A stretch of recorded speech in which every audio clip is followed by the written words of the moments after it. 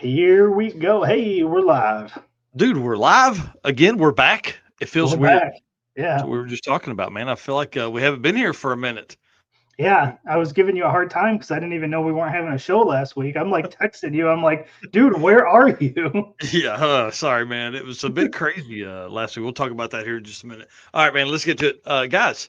Welcome to episode 126 of the Drag Driver Pete Show, presented by Summit Racing. Y'all, tonight we've got Derek Putnam on talking about Sick Smokies and the Sick the Magazine experience. We're going to talk about winners, routes, stories, all that kind of stuff from the week there.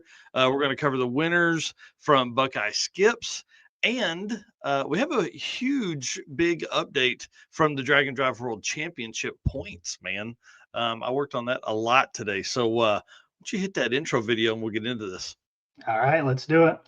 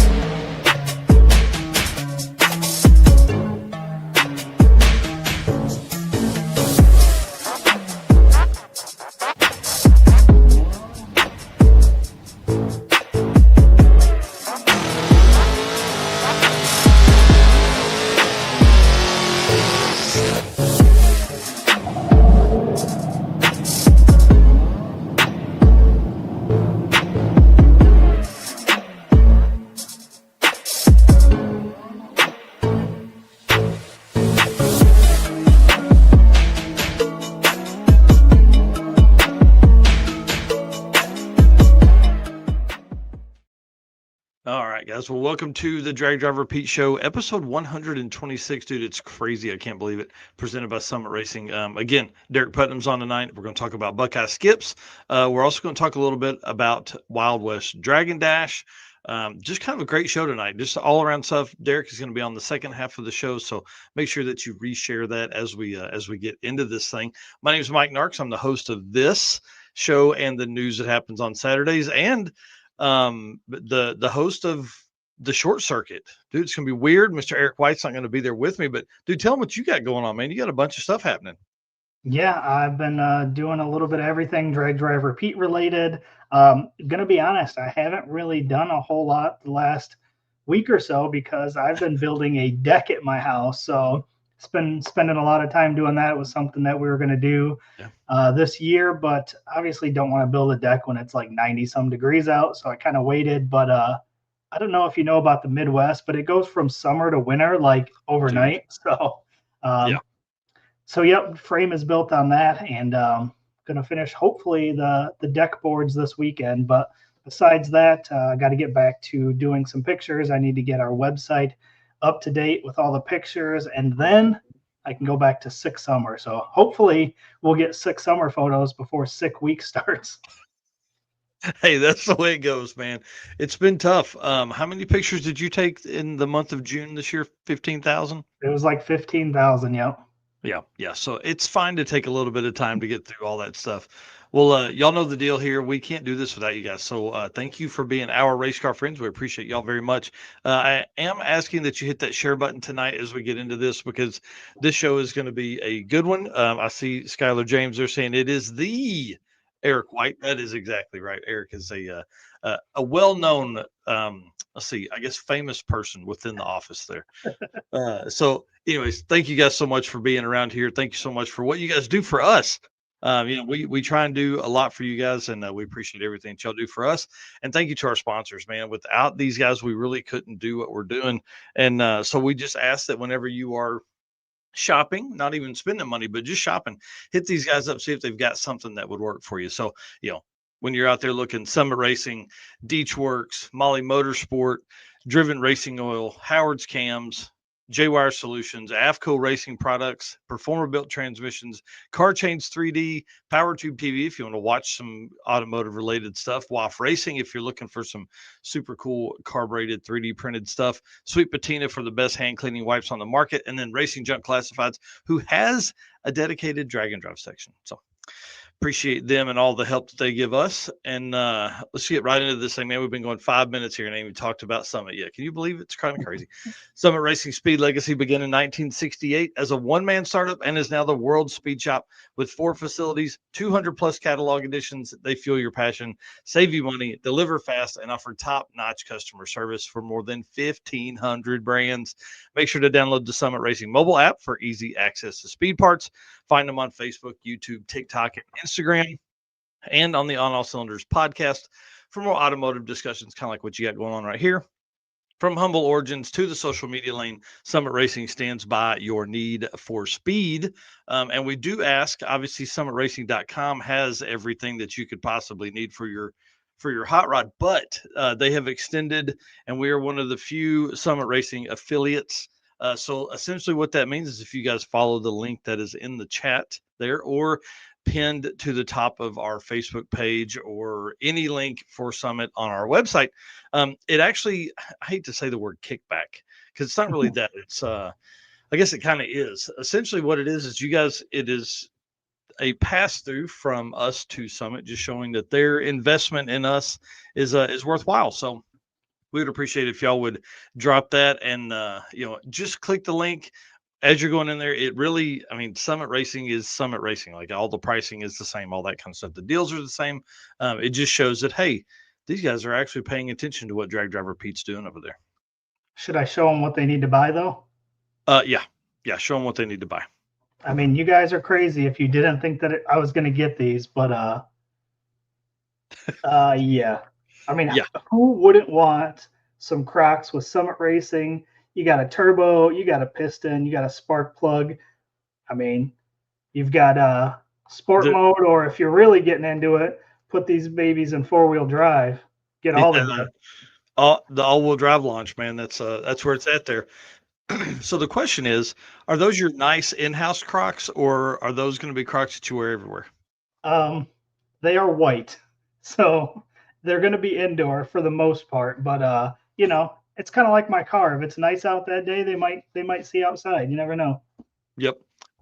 Richard Brewer, I have not shown him. I have not even told him about it because I'm going to mail it to him and let him be surprised. So that's all the clues you get, but you're going to be blown away. It's pretty freaking awesome. It's a gift from the Dirty Panda himself to you, Mr. Eric White, that I picked up while I was in Tulsa last week. So I mean, that's kind of a tease now. Oh yeah. So it goes in the mail tomorrow. I had meant to put it out yesterday, but it did not make it. I've been too busy. So I'm excited. And hopefully you should get it on Saturday, I would think. All righty. I'm looking forward to it now.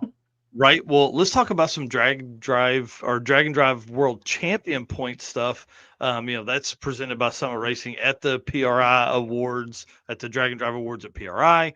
So this kind of all fits into Summit here. So I don't want to say I made a mistake. I just didn't look at stuff the way I should have, I guess, and read the internal rules. So huge news. Sick Michigan Miles and Sick Smokies. Thank you to Jesse Fox and Derek Putnam and another few racers, Joe Haney. There was another racer that was standing there that was kind of called this out. But the weekend events and the one-off events, you could essentially win up to 3 or 4 different categories, right? So it was like a specialty trophy kind of deal. So when they rolled out Sick Michigan Miles and Sick Smokies, I assumed, I'm going to take the assumption here on me, and we know what assuming does, that it was the same going into this year. So essentially I had only awarded championship points to the top 3 finishers of the Michigan Miles event. Well, they had changed the rules and they had gone to a class system. So essentially, if you had to sign up for your class just like you would at any other drag and drive. So what it did, instead of awarding what was to be 16 points, now it awarded like several hundred points across everything. So instead of like the quickest Chevrolet being a specialty trophy, it's now a class that people sign up for. So again, I want to say thank you to Jesse Fox and the racers that called this out, because I would have hated to have it incorrect as we go into the Drag and Drive Awards at PRI. So I spent hours this morning going through and updating the Michigan Miles points. Also, I finished up the Sick Smokies points, and we've had some serious shakeups. So that drops in the morning. I'll get it done if I can get it, if I get in tonight early enough. But all of the stuff changes. So we actually have a new third place finisher. Third place currently, I guess not third place finisher, but third place currently, Mr. Lamar Swindell has moved into third place with 105 points from his finish at Sick Smokies. That's So awesome. I will say this because I've had a lot of people message me after this because they've done more than 2 events, right? So they've done 3 or 4 events, and they're like, man, my points are off. I don't understand, or I should have more points than that, or so and so has done more events than what you have listed there. That is correct. For eligible Drag and Drive World Championship eligible points is different than your overall points, obviously. So eligible points, you can't do more than one eighth mile class or event. So that is like, I mean, with all the eighth mile stuff that has happened this year, that's really been the bane of my existence is trying to figure out, hey, this guy has done 2 eighth mile deals. So, anyways, that takes a ton of time to sort and figure out.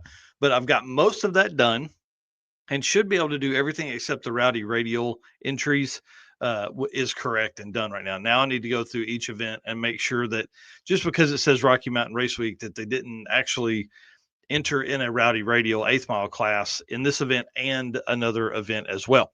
So that's my last little bit of pieces and parts to do for that. And I'll get that done tonight and either post it up tonight for like maybe the top 25 and then the rest of it tomorrow, like we did last time. Because that's really when the questions come out. People are like, wait a minute, I've done 2 events and I'm 24 points from moving up 10 places. I'll start looking at Southeast Street, you know. And as it comes down to all of that and all the years that go into this, it's become funny that we really don't have any. We have Sick Week and then we have Sick Summer or Sick Week and then Rocky Mountain, and then it's like this almost weekly change, and it's just so hard to keep up with. So Right. nobody pays attention until the end of the year, obviously, when they're trying to go through and look at that. So I suggest everybody to do that. This will be out tomorrow. Go in, make sure you're. I'm going to put everybody's total event count in there and their eligible event count because I think that'll help a lot. Okay. So just as far as like to help people understand where we're at, right? Instead of like last time I put just their eligible event, hundreds of messages. I've done 3 events. Well, actually, you did 2 eighth mile events, so you're only eligible for 2 events total. Blah blah blah. So, anyways, it's going to be awesome. So appreciate everybody and their patience on that. Man, that was I'm really glad they reached out and we figured that out early instead of having to go back through and really having some changes as we went. Like I would hate to be doing that in the award show. Right. Yeah, that would So not be fun. yeah, that would suck. So congratulations to Lamar.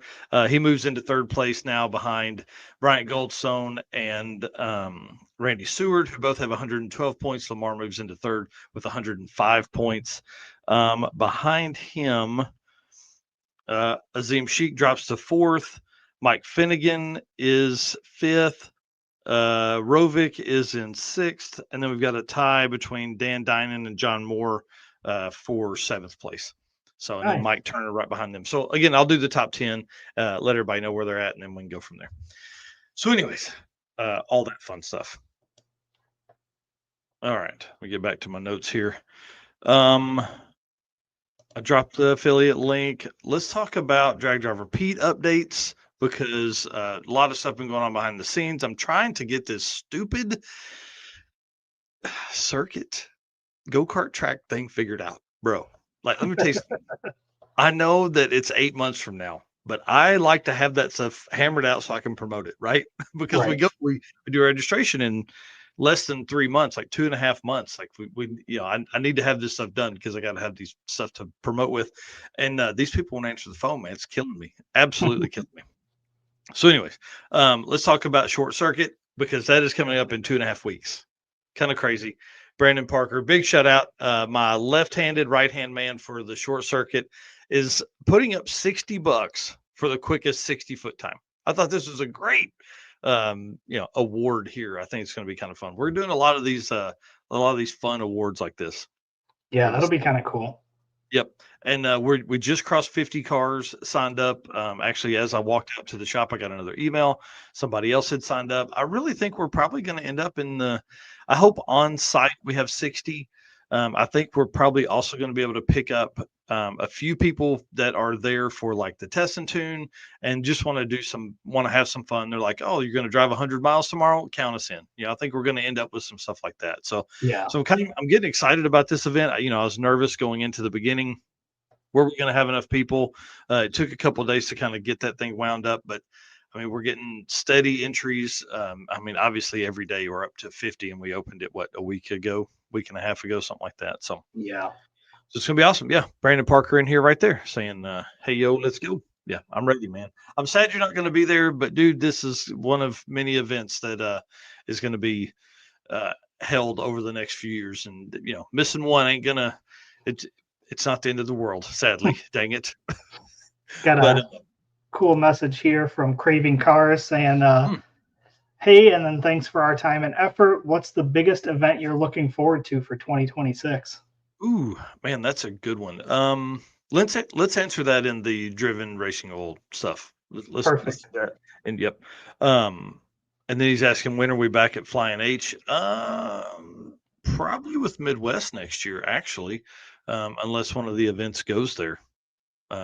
Maybe I don't know. I've been thinking about that boost and barbecue that's this weekend as well. Mm. So I don't know. We'll see.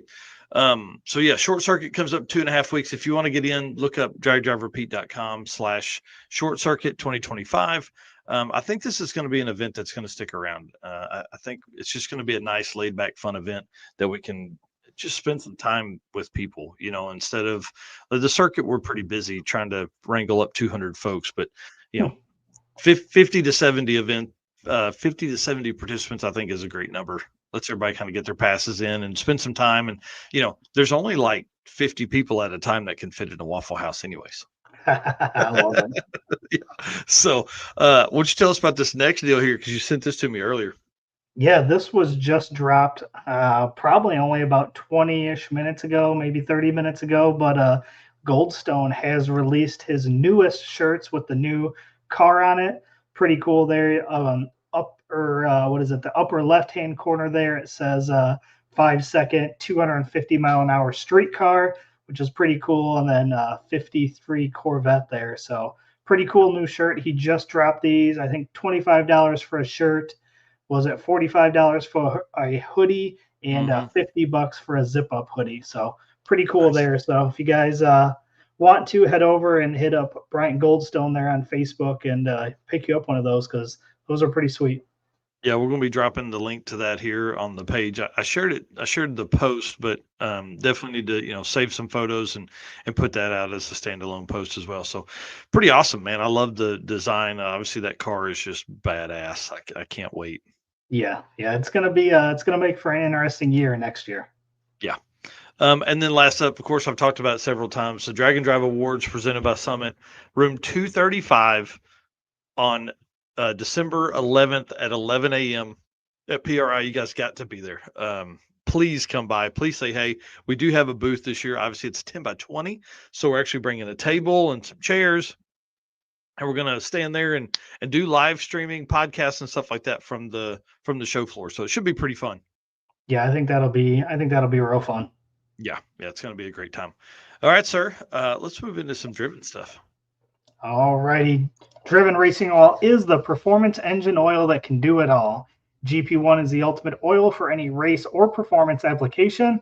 So whether you're launching hard at the drag strip, enduring the extreme heat of off-road and circle track, or even pushing limits in top field drag boats and demo derbies, winning racers choose GP1. It's compatible with engines from classic hot rods all the way to cutting-edge race machines. GP1's unique surface cling adhesing formulation ensures superior wear protection, particularly for those flat tappet camshafts, while also solving issues like cylinder washout with methanol and ethanol fuels. It's crafted from the legendary Bradford, Pennsylvania base oil, enhanced with state-of-the-art additive packages. GP1 offers the best in protection and performance. So drivenracingoil.com is where you can go pick up your oil or any one of their other amazing products. Use code DDR10 for a 10% discount. Again, DDR10. And follow them on Facebook and Instagram and find out what event they're going to be coming at near you. Then you can stop at that event, support them there, and probably buy products right on site. Well, I do want to answer the Craven Cars question. Thanks so much for your time and efforts for all you do. What is your biggest event you're looking forward to in 2026? Dude, I don't know. Sick Week is obviously a big one just because I think there's going to be so many fast cars there. To be Yeah. honest, Derek will be on later. We'll talk about a little bit of that probably towards the end of the show. So Sick Week, and then to me, Redwood Rally, dude. I've made the commitment to go to other events that we haven't been to before for 2026, and Redwood Rally is on that list. I've told my daughter she can go with me if Melissa doesn't, and she's already talking. She's looking at the tracks, she's looking at the race cars that are out there, and all that kind of stuff. So I think one of those two for me. What about you? I don't know if it'll be an event that I'll make it to, but Big Sky Race Week is Mm, obviously another one that I think would be awesome to go to. We'll see what 2026 shapes up to look like for me. So that would be a cool one. And then 666 this year, mm. just depending on where that's going to be. Hopefully it'll be somewhere near or around where I am. So that's going to be another one that I would look forward to. Oh And yeah, for sure. obviously, Sick Smokies would have been one. By looking at the pictures, and we'll talk about later. That's one that I definitely wish I would have been able to go Oh, to because that just looked amazing. yeah, 100%. Yeah, that's I had serious FOMO. Yeah, Serious. you and me both. Big time, big time. All right, well, let's move through some of these things here. Let me get back to our screen here. All right, so first up, Wild West Dragon Dash is starting. They're actually doing pre-tech and early registration right now. Pre-tech and early registration. Yeah, yeah, that's the right phrasing. I think they're even doing some food and stuff like that. So this should be a fun one. Wild West Dragon Dash obviously made a huge splash in the Dragon Drive community earlier this year. They are sold out, and I tell you, this thing it looks fun. It's in a part of Texas that's really never had a Dragon Drive. I think there's a lot of people that are going to come to this that we've never seen before, and a lot of folks that are making the trip, kind of like Sick Smokies. There's a lot of new names on that list, but there's also a lot of I would say 2/3 of the list that went to Sick Smokies is new. So that's pretty awesome. I think Wild West Dragon Dash is going to be the same way. Yep, yep. That should be good. I'm excited to see coverage of that. Yep, and then they were on last night with Adam Dory, so I should be able to finish up my article on that conversation. Finish that up tomorrow. A lot of great stuff in there, and a lot of history for them. We love when promoters are also drag and drive racers, and they've done a lot of drag and drives in the past, so that always helps kind of keep that community alive and moving forward. So big shout out to the Deshrans down there. Yeah, Desh. Portia Densman. I don't know. I can't remember their last name. But anyways, hope they have a good time. And Back to the Streets, I think, is probably on my list too for 2026 as well. I'm hoping, anyways. All right. So Yeah, next up, we have Street Machine Drag Challenge. That is October 28th, so 6 days from now, running through November 2nd, and that is starting out at Dragway at the Bend. So again, another one of the overseas events that has been growing quite a bit in the last few years. yeah. I mean, Australia, we've seen huge growth there. They're now up to like 8 events or something like that in the year, which is pretty awesome. Road Trip Drag Challenge is right after that. Actually, the next weekend kicks off. This is their third event of the year. Road Trip Drag Challenge. We had Mac. Yeah, Mac Epps on the show a couple years ago. We need to have him back on, man. That was a good time talking about the events. Was it Mick? I think it was Mick. Mick, Mick Epps. I think yeah, AP. Yeah. Hey, listen, it's been a long time. I've slept since then. Yeah, right. And then obviously next up after that is the short circuit. So again, that is the same weekend, November 7th and 8th, again at Tulsa Raceway Park. Again, this is going to be a fun event. So look forward to the event coverage again. I won't be there, unfortunately, but I'm excited for this event. I think it's going to be a lot of fun. And like you said, just kind of a laid back, fun kind of weekend style event. Should be good. Yep, and then Southeast Street and Eat is after that. Again, love this photo. Rich Woodward would probably kill me for posting this up, but that's the way it goes, man. It's just such a great shot caught by, I think that caught by Jesse Fox on that one. November 11th through 15th, Shady Side Dragway in North Carolina. This is a good one. This is one of the, this is a fan favorite. This is a participant favorite right here, just because it has the same feel. It's like just a laid back, good time. A lot of really fast Southeast US racers come out to this thing, and they have 2 tracks in one day. Dude, I love that. I love that Yeah. because they're only like 40 or 50 miles apart.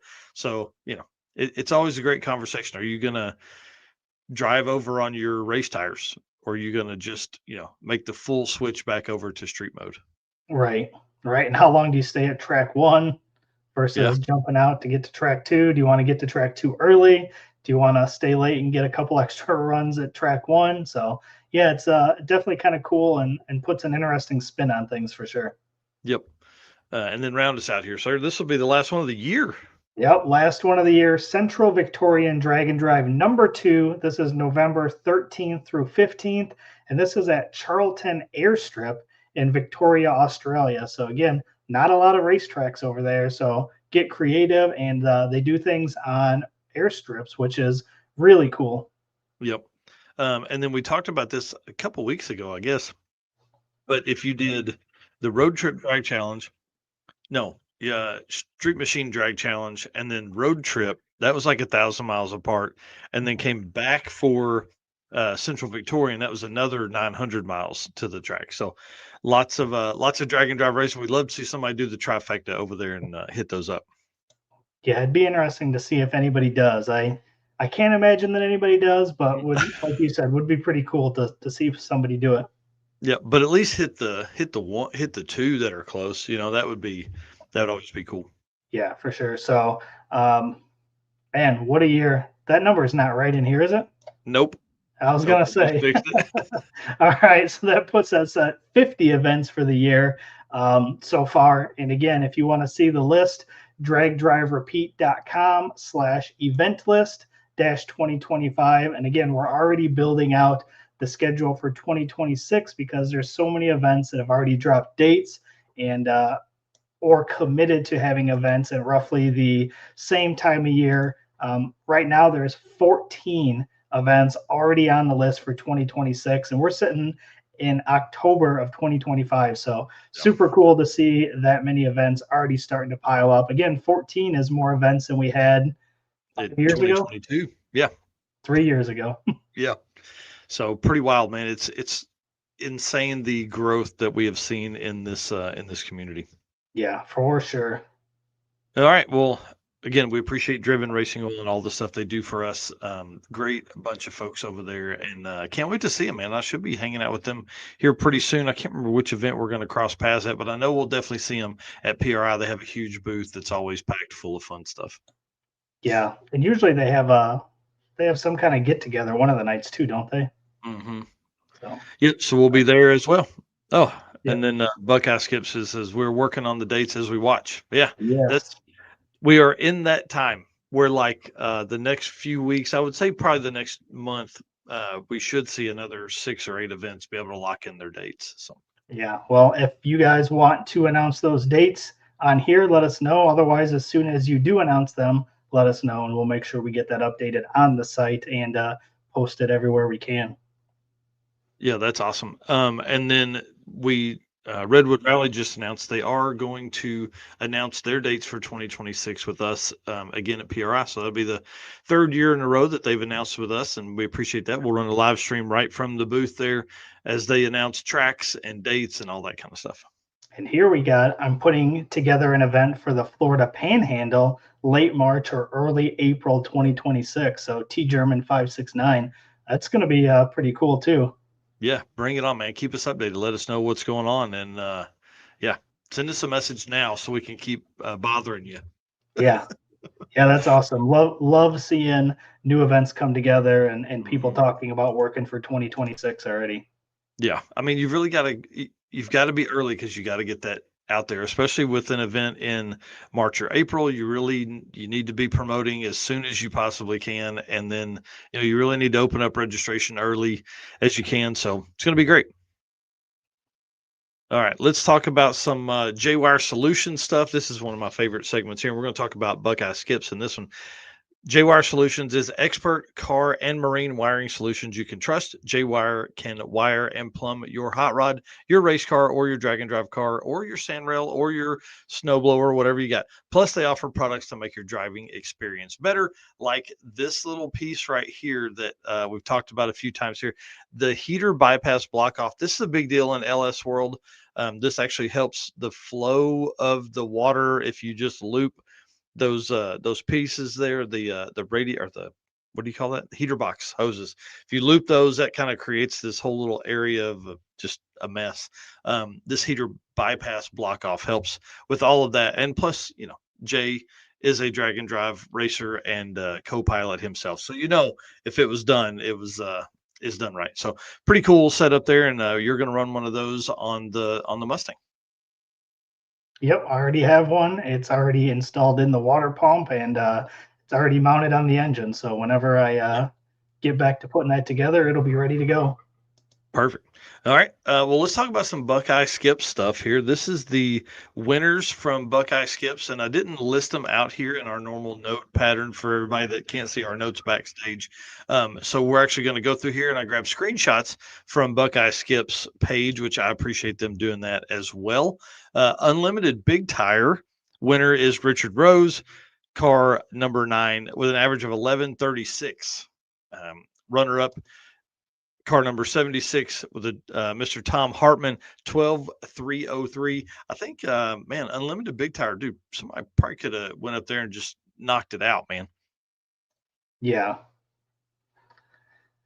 All right. So up next is the Unlimited Small Tire. So winner is Joshua Simmons with an average of 7.6645, and runner-up, no other survivors. That's awesome. That's a great way to put it in there. In the truck class, they had Jim Loveland took the win in that class with an 880, bro. That's a fast truck. And then David Pritchard in behind him with a 958. Yep.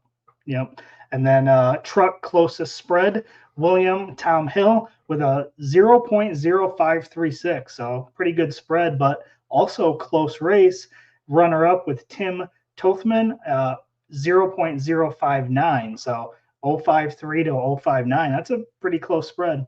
Yeah, that's a close one. And we'll dig into that. I've asked those guys if they want to be on next week, and I think they replied back that they're in on that. So I would love to do that. Love to hear the stories kind of behind, like what we're going to do with Derek and the Sick Smokies here in a minute. On Dial Your Own class, which is based on the closest spread. I love this setup for Dial Your Own. David Lips takes the win with an 008 spread over Chris Hill with an 043 spread. Dang old bracket car there, 008. Dude, man, that's insane. 850 index, again, another one of our favorite classes. Christopher Hyatt with an 8.588 over the runner-up, Brian McNally, with an 8.731. So, again, pretty good there. 858's, that's pretty good. That's pretty salty. And I would love to hear some stories in behind that. Chris Hyatt doesn't sound familiar to me. Based on some names, so I have to dig in and look a little bit deeper. 950 index. Mike Blewett takes the win with a 956 with a 1, and then in behind him, Nathan Hootman with a 958 with a 4 average on that side. Yeah, pretty close there as well. The 990 index, which I really like this too. I like throwing out those different numbers. So 990 index, we got Clark Heckert with a 9948.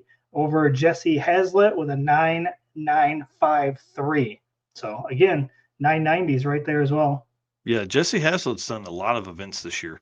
I don't have the full list of regional events laid out yet, but I think he's probably done maybe like 3 or 4 total events for him this year. Nice. 1090 index, Chuck Thomas, 1098 average on that one. And then second place, Tom Wild with an 1106 in the 1090 index. Yeah. Then the 1190 index, you got Ray Darnell with 11.992, and runner-up Justin Schaefer with a 12.184. That's awesome. Stick shift class, John Kenner takes the win in that with a 982 average, and then Mike Formick with a 1075 average after that. So pretty big swing between first and second place there in stick shift. Yeah. Stick shift closest spread, again, Kyle Dennis with a 0.0452. And then William Wise, the runner up, with a 0.1095. Yep, Kyle Dennis, I think that is the Quarter Horse Customs white fox body. I believe so. And then I grabbed some photos that were sent from Kevin Jordan when him and Tommy Dupree were actually racing the event, but we did not get a photo of Tommy's truck. How much crap is No. that? Did we? Did he tell you how he did or anything? Nope. Nope. What? Hadn't heard anything. I know. Tommy Dupree. Yep, gonna punch him right in the leg next time I see him. But I did catch this car, Vinny Barbone, out there just taking names, kicking ass, and had the engine out on this car. I think on Tuesday of the week of Buckeye Skips. Oh man. Yeah, so that'll be a good story to follow up on next week when we have these guys on. Looks like a lot of super cool cars just based on the photos here. And I always like seeing the camping, like seeing the tents and stuff like that in the background. But a lot of cars. Oh man, Tommy Tommy broke. Boy, broke. that's gonna make him so mad. That's Why he didn't probably say why he anything. didn't. I'll say that's why he didn't tell us. Yeah, yeah, he's gonna be so mad. Well, that's the way it goes. Race cars are tough, man. Race Yeah, cars are tough. better get him back into the car that he was in at Sick Summer. Oof, ouch. Go buy that Firebird back. Yeah. So, anyways, yeah, we'll follow up next week with these guys and talk to them. Kind of the plan. We'll give them an hour to go over again winners, cool cars that are in the event, and some of the route stops and things like that. Buckeye Skips was a regional event held in Ohio, and it looks like it was a ton of fun. Yeah, I think what they tell us last time, like 140 cars is what they Yep. had registered and everything. So that's Yep. awesome for your first event. I think they had 111 finish or 111 show up or something like that. I can't remember the final number. Tommy gave it to me, but I don't remember what he sent over. But pretty awesome. It looks like they had some really competitive cars, and we'll obviously break down within the classes from there, like how many other tight races there were and things like that. Because a lot of times, like the number 1 and 2 spot may not be very close, but the number 2, 3, and 4 spot may be separated by a couple thousandths or something like that. So, Right. just got to take that time and dig in and get all that info put together. But thanks again to JWire Solutions. We appreciate him and all the support that he gives us, and not just for the support of being a sponsor, but also being a great friend. Jay is one of the man, I bother that guy a lot. There's a lot of fun times where him and I nerd out big time over cars and over stats and over all that kind of stuff. So appreciate him and all he does. So again, JWire Solutions, if you're looking for somebody to talk you through wiring your car or wiring and plumbing it, I mean, he can definitely do that. 111 showed up. Yep, perfect. So that was close, right? Yeah. Yeah. All right. Molly Motorsports. Attention racers and high performance enthusiasts. Are you ready to start your next engine build? If so, there is no better time than right now to go check out the Molly Motorsports all-in-one Power Pack piston kits. With over 1,200 applications, these kits come complete with pistons, rings, wrist pins, and clips, all designed to work together. Molly Motorsports Power Pack piston kits take out all of the guesswork, so no more trying to determine if a piston will need this ring to work with a certain cylinder size. Molly Motorsports did all of that engineering for you, so you can get to the part that matters, which is building a power plant that leads you to victory lane. Visit mollymotorsports.com for more details. And for our podcast listeners, Molly is spelled Mahle. So as I began kind of this, we literally, like Eric and I write this show. Like we're literally trying to find stories and talk about stuff. And what one guy just kind of comes to mind all the time, to be honest with you. And what's he doing? What's he got going on? What's happening now in this guy's life? And so I actually got to talk to him a little bit on Tuesday, which was yesterday, for about 15 minutes. And man, this guy's conflicted. It's really cool to be going through this with him. So this week I want to feature Mr. Tom Bagley, who is he is as much addicted as you could ever get to drag and drive. Yes. This guy the amount of money he spends to come over here to race these cars. He's been over here 3 or 4 times this year now to come over. I mean, it takes like a day and a half for him to fly here. He spends a couple days here doing, drag and drive stuff, and then he has to fly home. And man, the conversation him and I had yesterday was like, I'm tired of going home, man. He's like, Yeah. I want to live here. So I after that conversation really kind of like made me realize how great we have it. Like Yeah. there's 30 something drag and drive events here in the US. We can go to one just in any direction that you could want to go at any time, just about. So, and he doesn't have that. They have Street Machine or uh, Street Weekend over there, Street Weekend UK. It's it's just crazy to think the stuff they've got. So I pulled up a couple posts that he's got, and I want to read part of it, and we'll talk about it, and I'll read another part and all that kind of stuff. So he said, "What can I say? Had this wild plan, 2 test sessions, and a bunch of parts to fit. And as usual, it all fell through. So I had to prioritize accommodation and other small things to be able to make it in time." So, backstory here, he flew in a day and a half early, gets the car ready for Sick Smokies, um, ends up with a roof rack on the top with a rooftop tent, which is awesome to me. I love this car with the rooftop tent on it. He said, but what an adventure. Huge thanks to everyone involved. It was an absolute blast. Couldn't have done it without you. Chad Reynolds and I had this scheme with the rooftop tent, and it turned out a million times better than I think anyone thought. The amount of people that took pictures of it really made it for me. He said, I didn't have one person who came up and said it was stupid. Every single person said it was badass and super cool. So I grabbed a couple shots from his posts. Dude, look at this thing. It's It. it's gigantic. Yeah. Yeah. I wish I was able to be there to actually see it in person. I mean, I'm really intrigued by that setup and how he did it. Yeah, look at this thing, man. It's gigantic on top of the Mustang. I love it. Right. But like how cool is that? Yeah.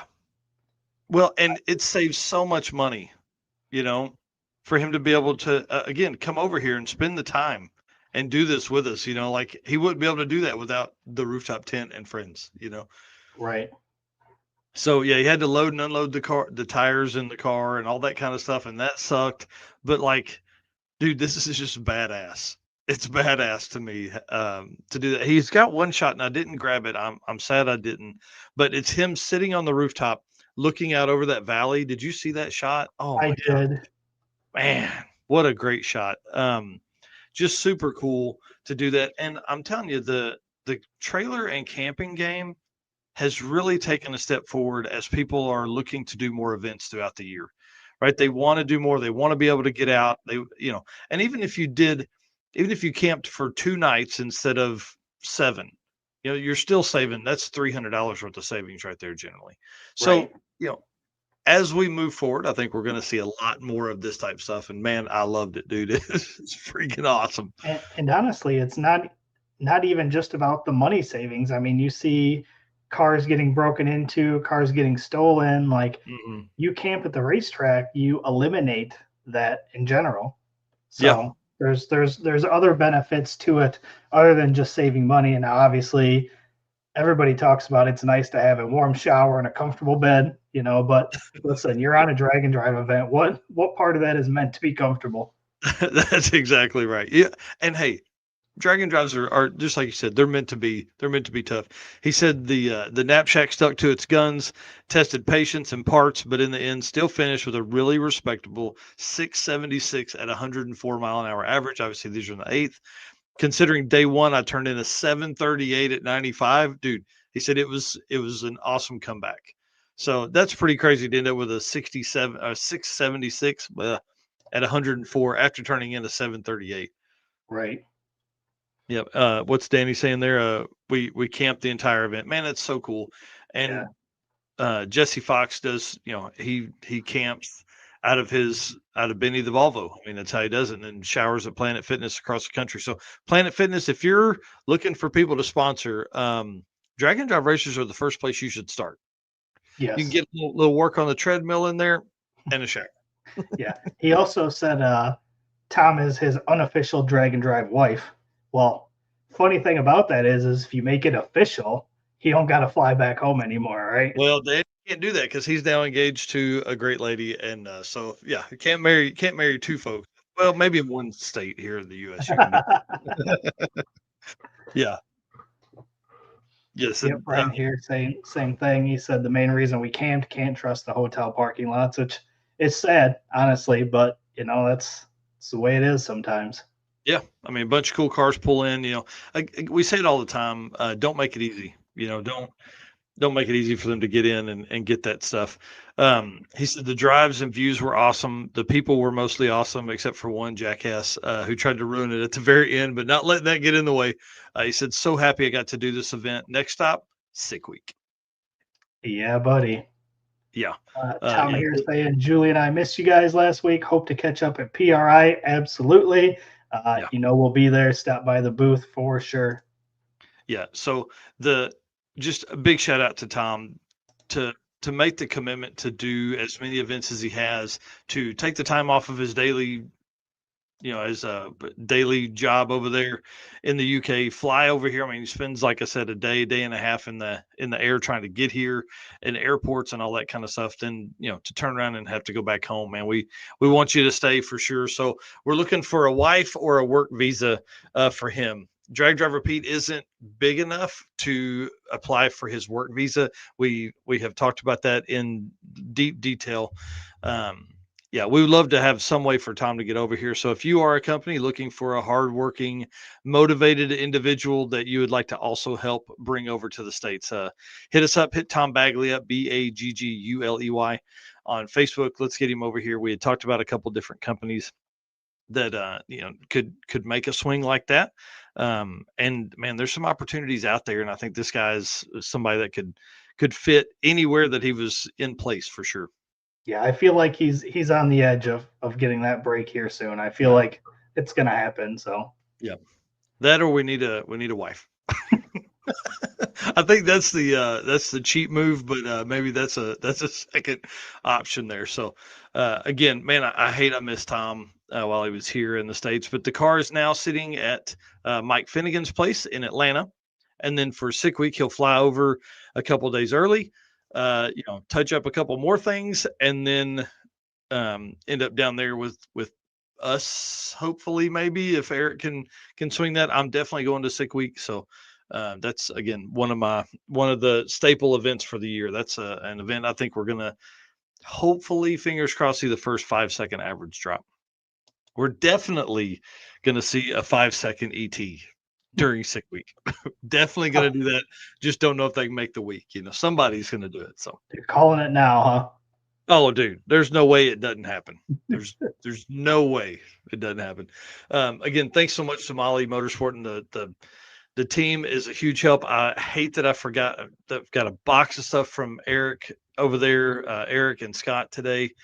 It's hats, it's gift cards for the winners of the short circuit, and some freaking badass koozies, man. So I hate I'm gonna have to give those away, but there's just enough for the winners. So we're gonna stick those gift cards in those koozies, and it's freaking cool. And again, sponsors, not just sponsors, but they are also racers as well. So you can see George's car on here, Eric Grillio's car on here. They're drag and drive racers to the core, and that's why they work so well as sponsors in this entire community. All right, sir. Give us some race car friend stuff, and then we'll bring Derek on after that. All right. Well, thank you, everybody who's tuned in to the first half of the show so far. Obviously, we're just getting started. Going to have Derek on talking about Sick Smokies, which is going to be super exciting. So if you guys are still in here watching, make sure you hit that share button. We appreciate all of you guys, all of our race car friends, and I'm looking forward to seeing everybody coming up at PRI. It's going to be the next event that I'll be at. So, and that is coming up really quick. And also, again, can't do it without the sponsors. We say it all the time. Appreciate each and every one of these that are on your screen.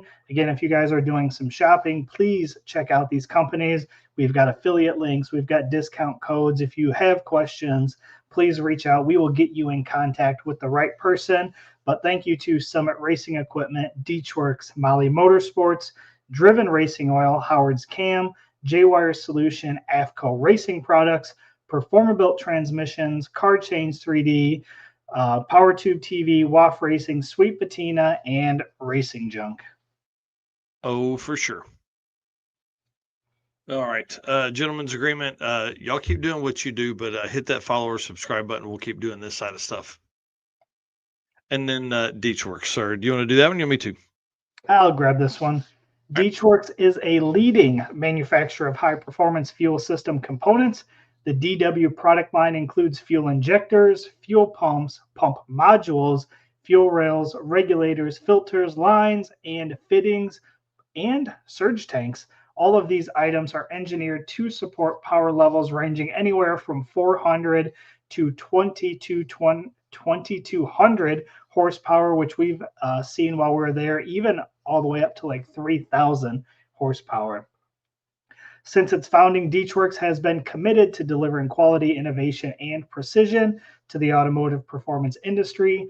Every DW product is built to maximize reliability and efficiency, which is exactly what you need for drag and drive, also ensuring optimal fueling solutions for racers, tuners, and performance enthusiasts worldwide. Again, you guys can see on the screen if you're watching, use code DDR10 for 10% off anything on the Deechworks website. So please, if you're heading over there to get any type of fuel components, use that code DDR10 for 10% off. Oh, yeah. And then this is pretty cool, huh? Yeah, this is exciting. So at SEMA, they have released a new product. It's a 550 liter per hour pump and a 620 liter per hour pump. Man, these are going to be huge.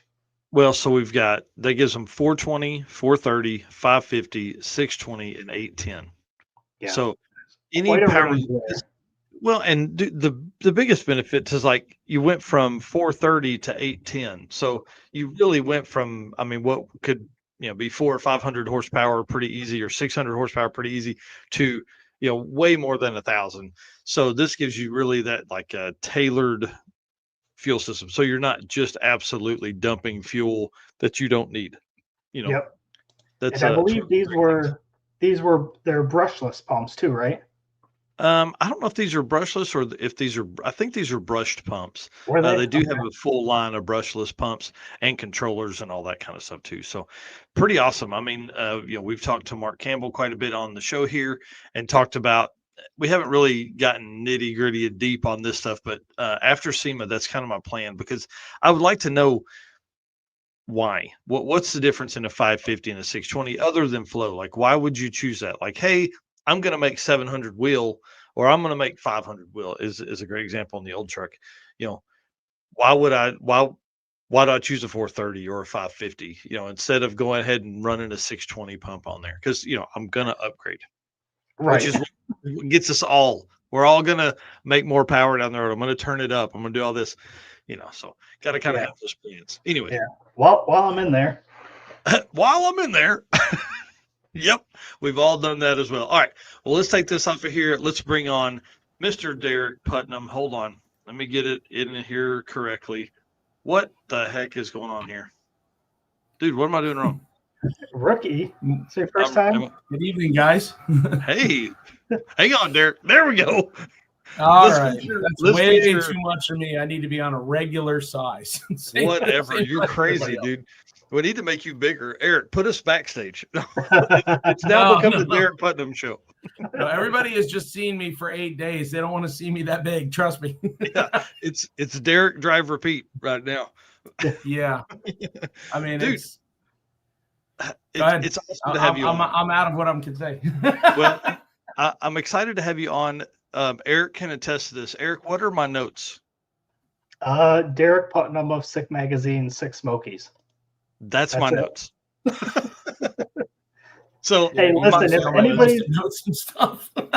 If anybody's ever watched the show, Derek's been on a number of times. You and Derek together do not need notes. I promise. Right. The great thing for Derek tonight, and me sadly, is that I really couldn't follow much last week, the second half of the week, because beginning Wednesday morning, I was in Tulsa doing the throwdown in T-Town, and literally spent. I had a notification. I had 1 hour on social media on Wednesday. Like that's abnormal for me. Usually it's 5 or 6, but did not have time to do it because we had so much to get ready for. So Derek is really going to be like telling us what happened. So, we got a little over an hour here to kind of go over what all happened on Sick Smokies, man. Dear God, I don't think I've recovered from the Dragon Drive hangover yet, and you want me to try to squeeze this in? Yeah, I can't imagine. So here's my thoughts. Okay. Let's tell stories first, and then I'd like to get into winners and stuff like that. And after we read the performer built thing. So like in that last 30 or 40 minutes, let's do winners and tell stories about them. But first I want to hear, like, dude, this is a completely new area of the country for Dragon Drive, and well, not new area for the country, but tons of new tracks. And then also Tail of the Dragon. Yeah, it was insane when you consider some of the ways that everything comes together as far as the one-offs. I was actually writing about this. The fact that Tom has had so much success with putting together Sick Week and Sick Summer. And then in 2023, we did Death Week, and it was only 80 people. And now when you consider not only has the quote unquote community grown so much, as Eric referred to earlier, to 50 events, the fact that we did 6 events this year, including 2 week-long or longer one-offs, is just showing how much that community is growing. And the fact that we're getting that kind of response, it's probably the best thing I can say about this is there are so many, God, Joe Cole. There are so many, I'll get back to that in a second because I'll lose my train of thought.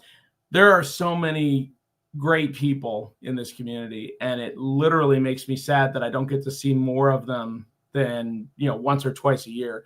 Mm-hmm. The grim reality, and I'm going to go back just real quick.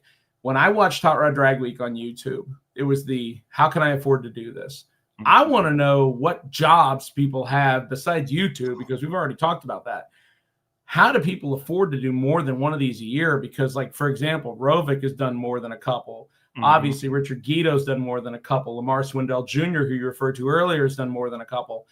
And it almost seems like a regular recurring series where, hey, I just saw that guy a couple of weeks ago and good to see him again, that kind of thing.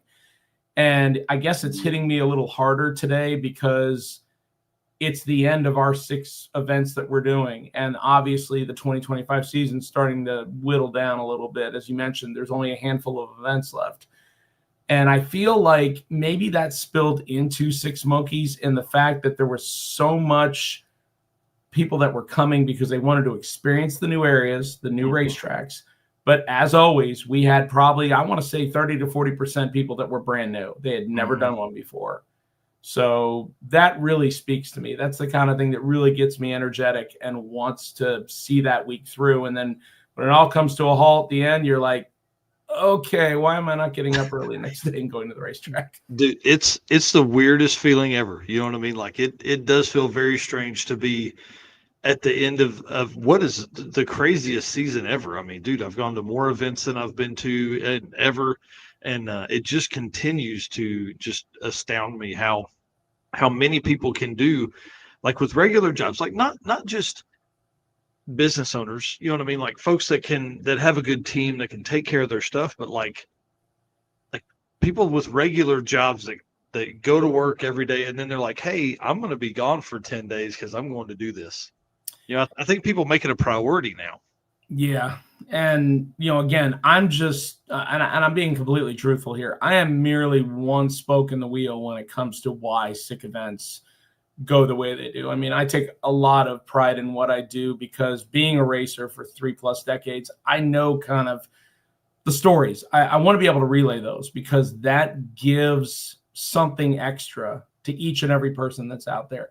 I don't care if you're a junior street person that's running in the 9s or if you're, Nick Cryer setting personal bests and winning. It doesn't matter. Everybody went through sacrifices to be there. Every single person is on cloud 9 when they roll through tech on day 0.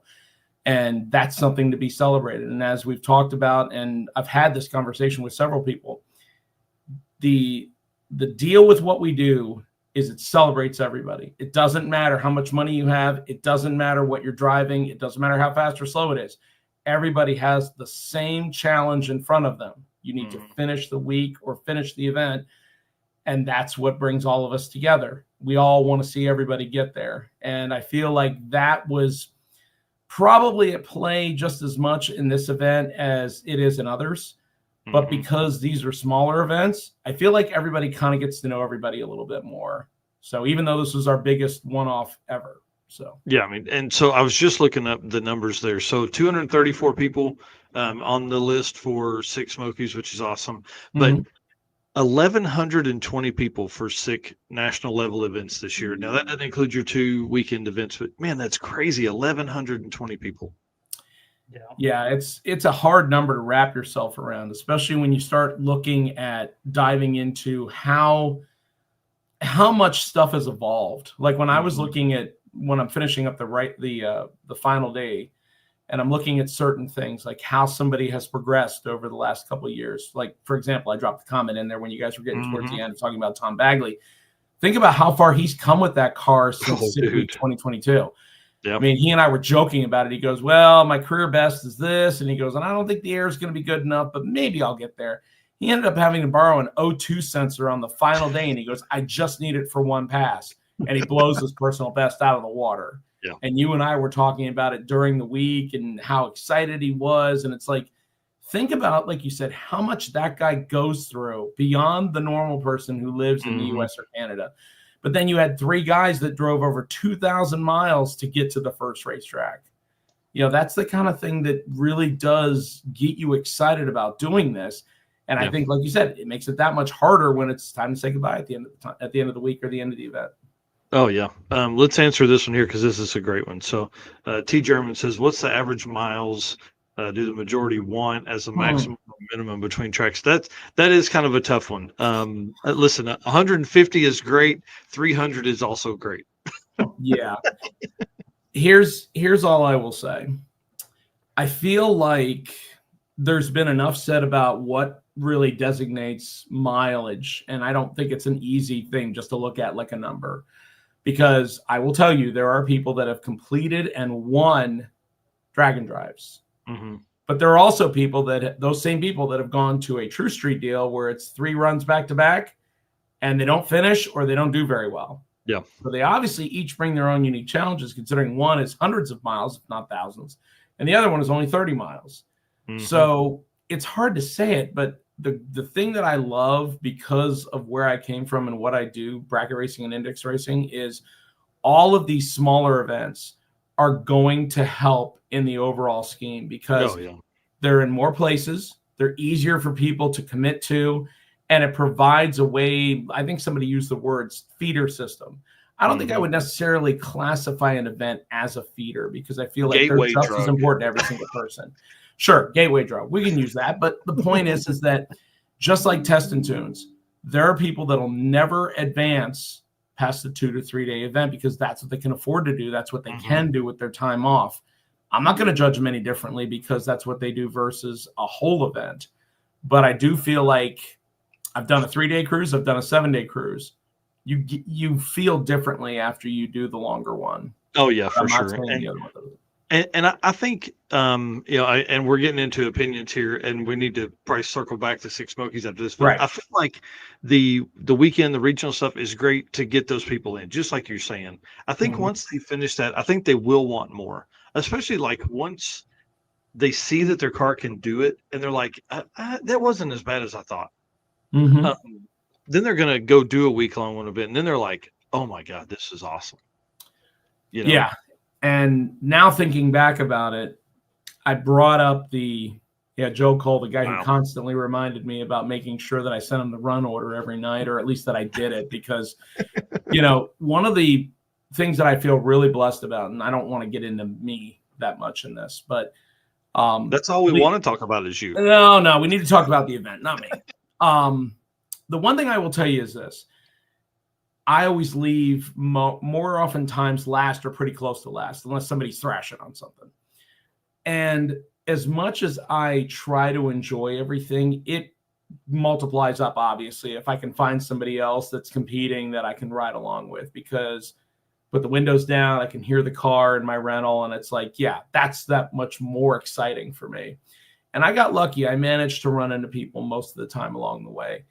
And I got to roll with some gassers through Tail of the Dragon and through some of the what we called Caliente route. And I got to run into Joe and Finnegan at a couple of places where they lined up some people at one of our checkpoints. And that really just elevated everything to the next level for me. And I feel like that is the kind of thing that really does add the next element besides what everybody thinks going into it, which is I've got to get to the racetrack. I've got to make my passes. I've got to burn the miles.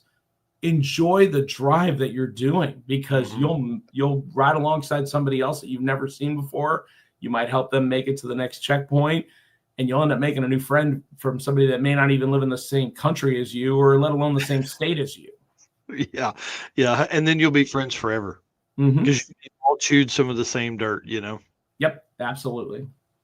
Well, let's talk about Tail of the Dragon while you're kind of on it there. Hang on just a second. Let me get to where I can move through these photos here. Bro.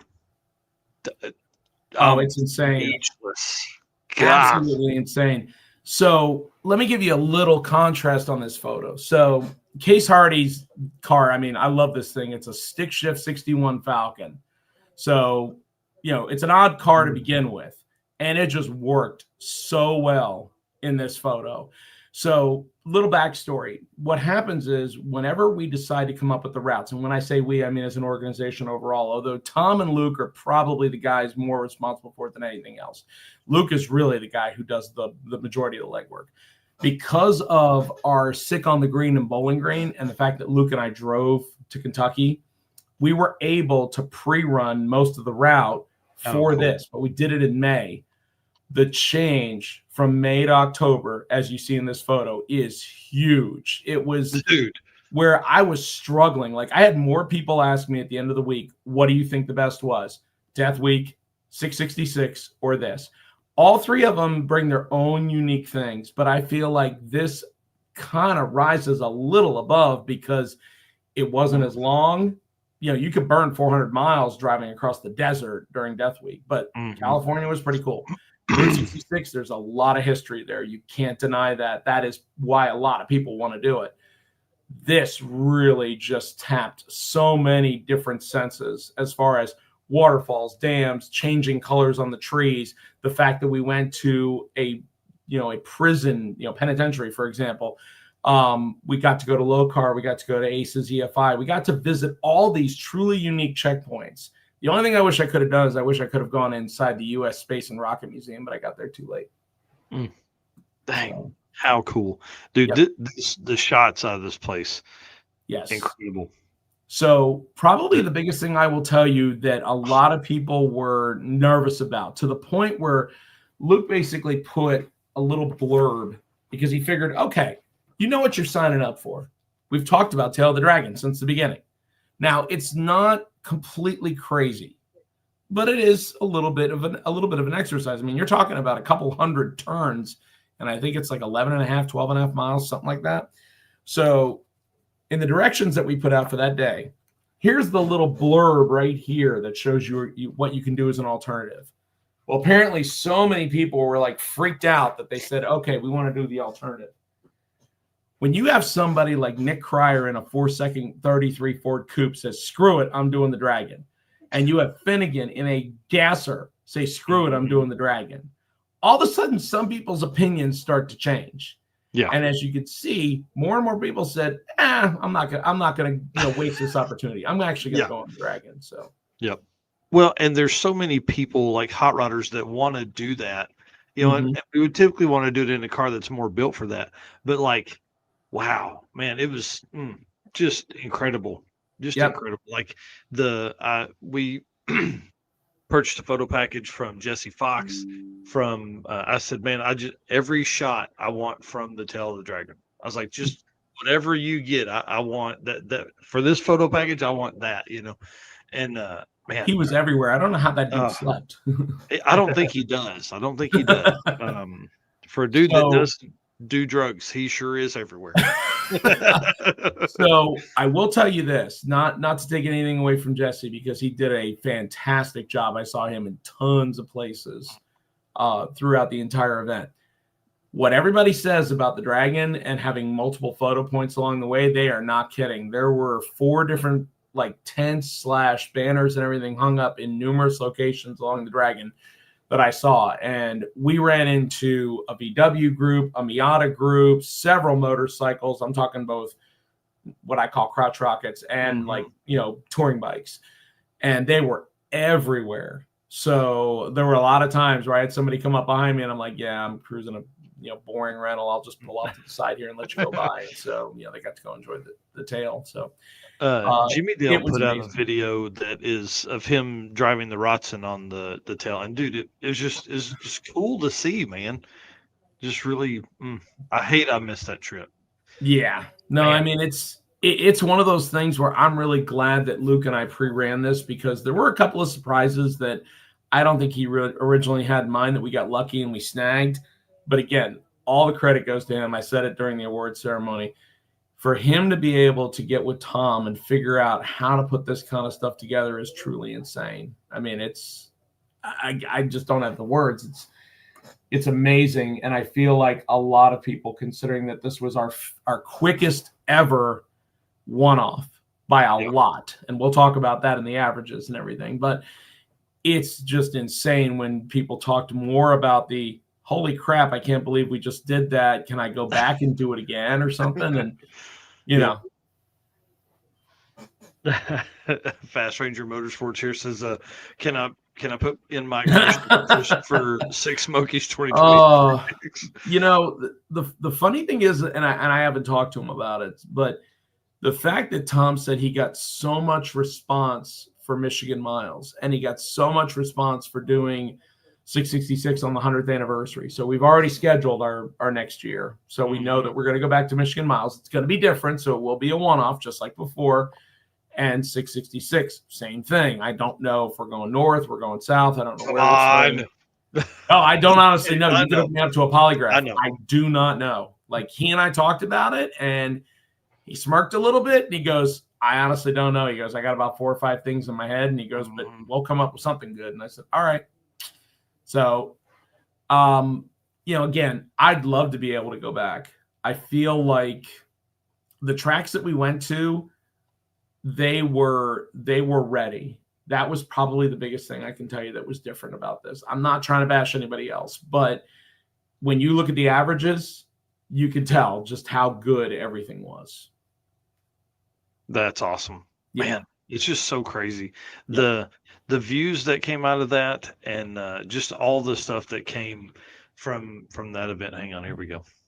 What am I doing wrong here? There we go. Put you back big. Make me big again. Yeah, just really, I mean, again, for one-off stuff, for fun events, I think you guys killed it. Yeah, I appreciate that. Again, it means a lot to the team to be able to do these very unique deals, because Sick Week and Sick Summer are so much fun. And as much as we rotate the racetracks and try and do new checkpoints and everything, doing a one-off event truly brings what you're doing to the next level. You may never have this chance again. We may never do Death Week again. We may never do something on the West Coast. So those 80-ish people that did that, they hold that event in a special place to be able to say, I competed and I did over 2,000 miles in 9 days. So, but it's completely different than what we just did. Yep. Well, I'll tell you, 666 for 2026, really, I mean, there's a lot of stuff that's going to be going on that whole drive. It's going to be packed with people in every aspect. We've talked about this several times, but State of Oklahoma is planning for more than what is now 3,000 people a month. They're planning for more than 20,000 people a month during the peak season. So it should be absolutely insane. I'll bet that they would do it. Oh man, I like that idea. Yeah, that's awesome. That. All right, sweet. I like that. Thank you very much, sir. Shoot me a message, I guess, when we get done, and we'll put that together. Yeah. And Tanya already thinking right along the lines of where I'm at. Oh, yeah. The Gassers brought it to the next level. We told them, hey, put on a show. Some of the fans that are out here, and we look at Jay's car right now, they brought the next level. And that is not an insult to anybody that did not drive a gasser. But when Jimmy Dale, who has never done a drag and drive before and has driven a ton of fast stuff, comes up to me and says, dude, I need to buy a gasser. Do you know anybody that's selling one? And I'm like, you're serious, aren't you? And he goes, I love this crap, dude. This thing's amazing. Yeah.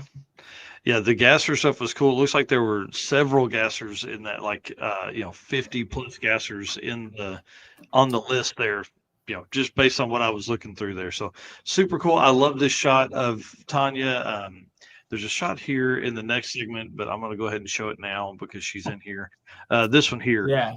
She's holding the green spirit. helmet. Yep, holding the spirit there. It's pretty cool, man.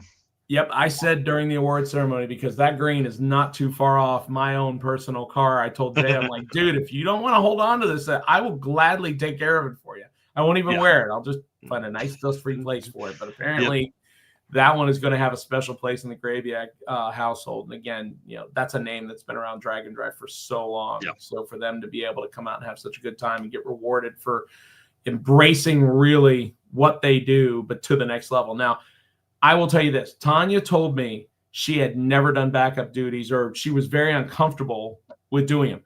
Sure as heck didn't look like it. She was a natural. She really kicked butt on it. Yeah, all the photos I saw her, she's running in every one of them, which I think is like a staple in the backup girl scene there. One thing we didn't even talk about, and I didn't grab a photo of it, but was the Broadway in Nashville. Bro. Yeah. That was insane. Some of those videos came out just wow. So let me throw a little something out here, because I actually have some notes on that, and I'm gonna kill Eric's. That's one of like 5. So I really got to shout out the really great media guys and gals that we have. Lexi, who works out of our Michigan office. Luke, who obviously has been on board with Tom since it started back in 2021. And Pavi, who is a really well-established photographer, joined us for this. Again, he joined us for 666 last year. He does a great job with picking up, like a theme or what he really likes to dig into. And then Matt Rickey, we talked about, he is just an absolute boss. That guy every single night was in a hotel room chugging away on a video for Tom's channel that went out the next day. And he, because I was last, he's like, hey, anything that you see, any trailer burnouts, anything cool, send them over to me. He goes, I want to add them into my arsenal. So he tried to balance everything out really well. And we got lucky. I managed to catch a couple trailer burnouts at the penitentiary before they closed. I managed to get a couple of drive-bys, again, when they're way ahead of us, because we have to try and split things up. Man, that's so, Ricky's one of the hardest working dudes out there. He is. And if you don't know who he is, we have 2 Aussies, one tall guy, one short guy. Lucas the short guy. Ricky's the tall dude. His real name is not Ricky. His real name is Matt, but his last name is Ricky, and that's what everybody calls him. So, Jack Weatherford here saying video products team was top notch, man. So let me tell you something. If you ever get a chance to run into that guy at an event, you need to talk to him. His connection with the original 2-lane blacktop car and everything. I had a chance to talk to him about it a little bit. He had some time on the last day when we were waiting out the rain delay with Finnegan, and you could see the magic and the wheels turning and everything. It's like, again, it's his car right there, the Beast. It is a literal, just, you could see decades and worlds colliding when you start talking about that stuff, and it all makes sense. Yeah, Jack is one of my favorite folks in Drag and Drive. This car's a stick shift car, big block, just fun. That dude's always having a blast. I met him at Sick Week 25, and we had a great time. We've talked several times since then, so pretty cool, man.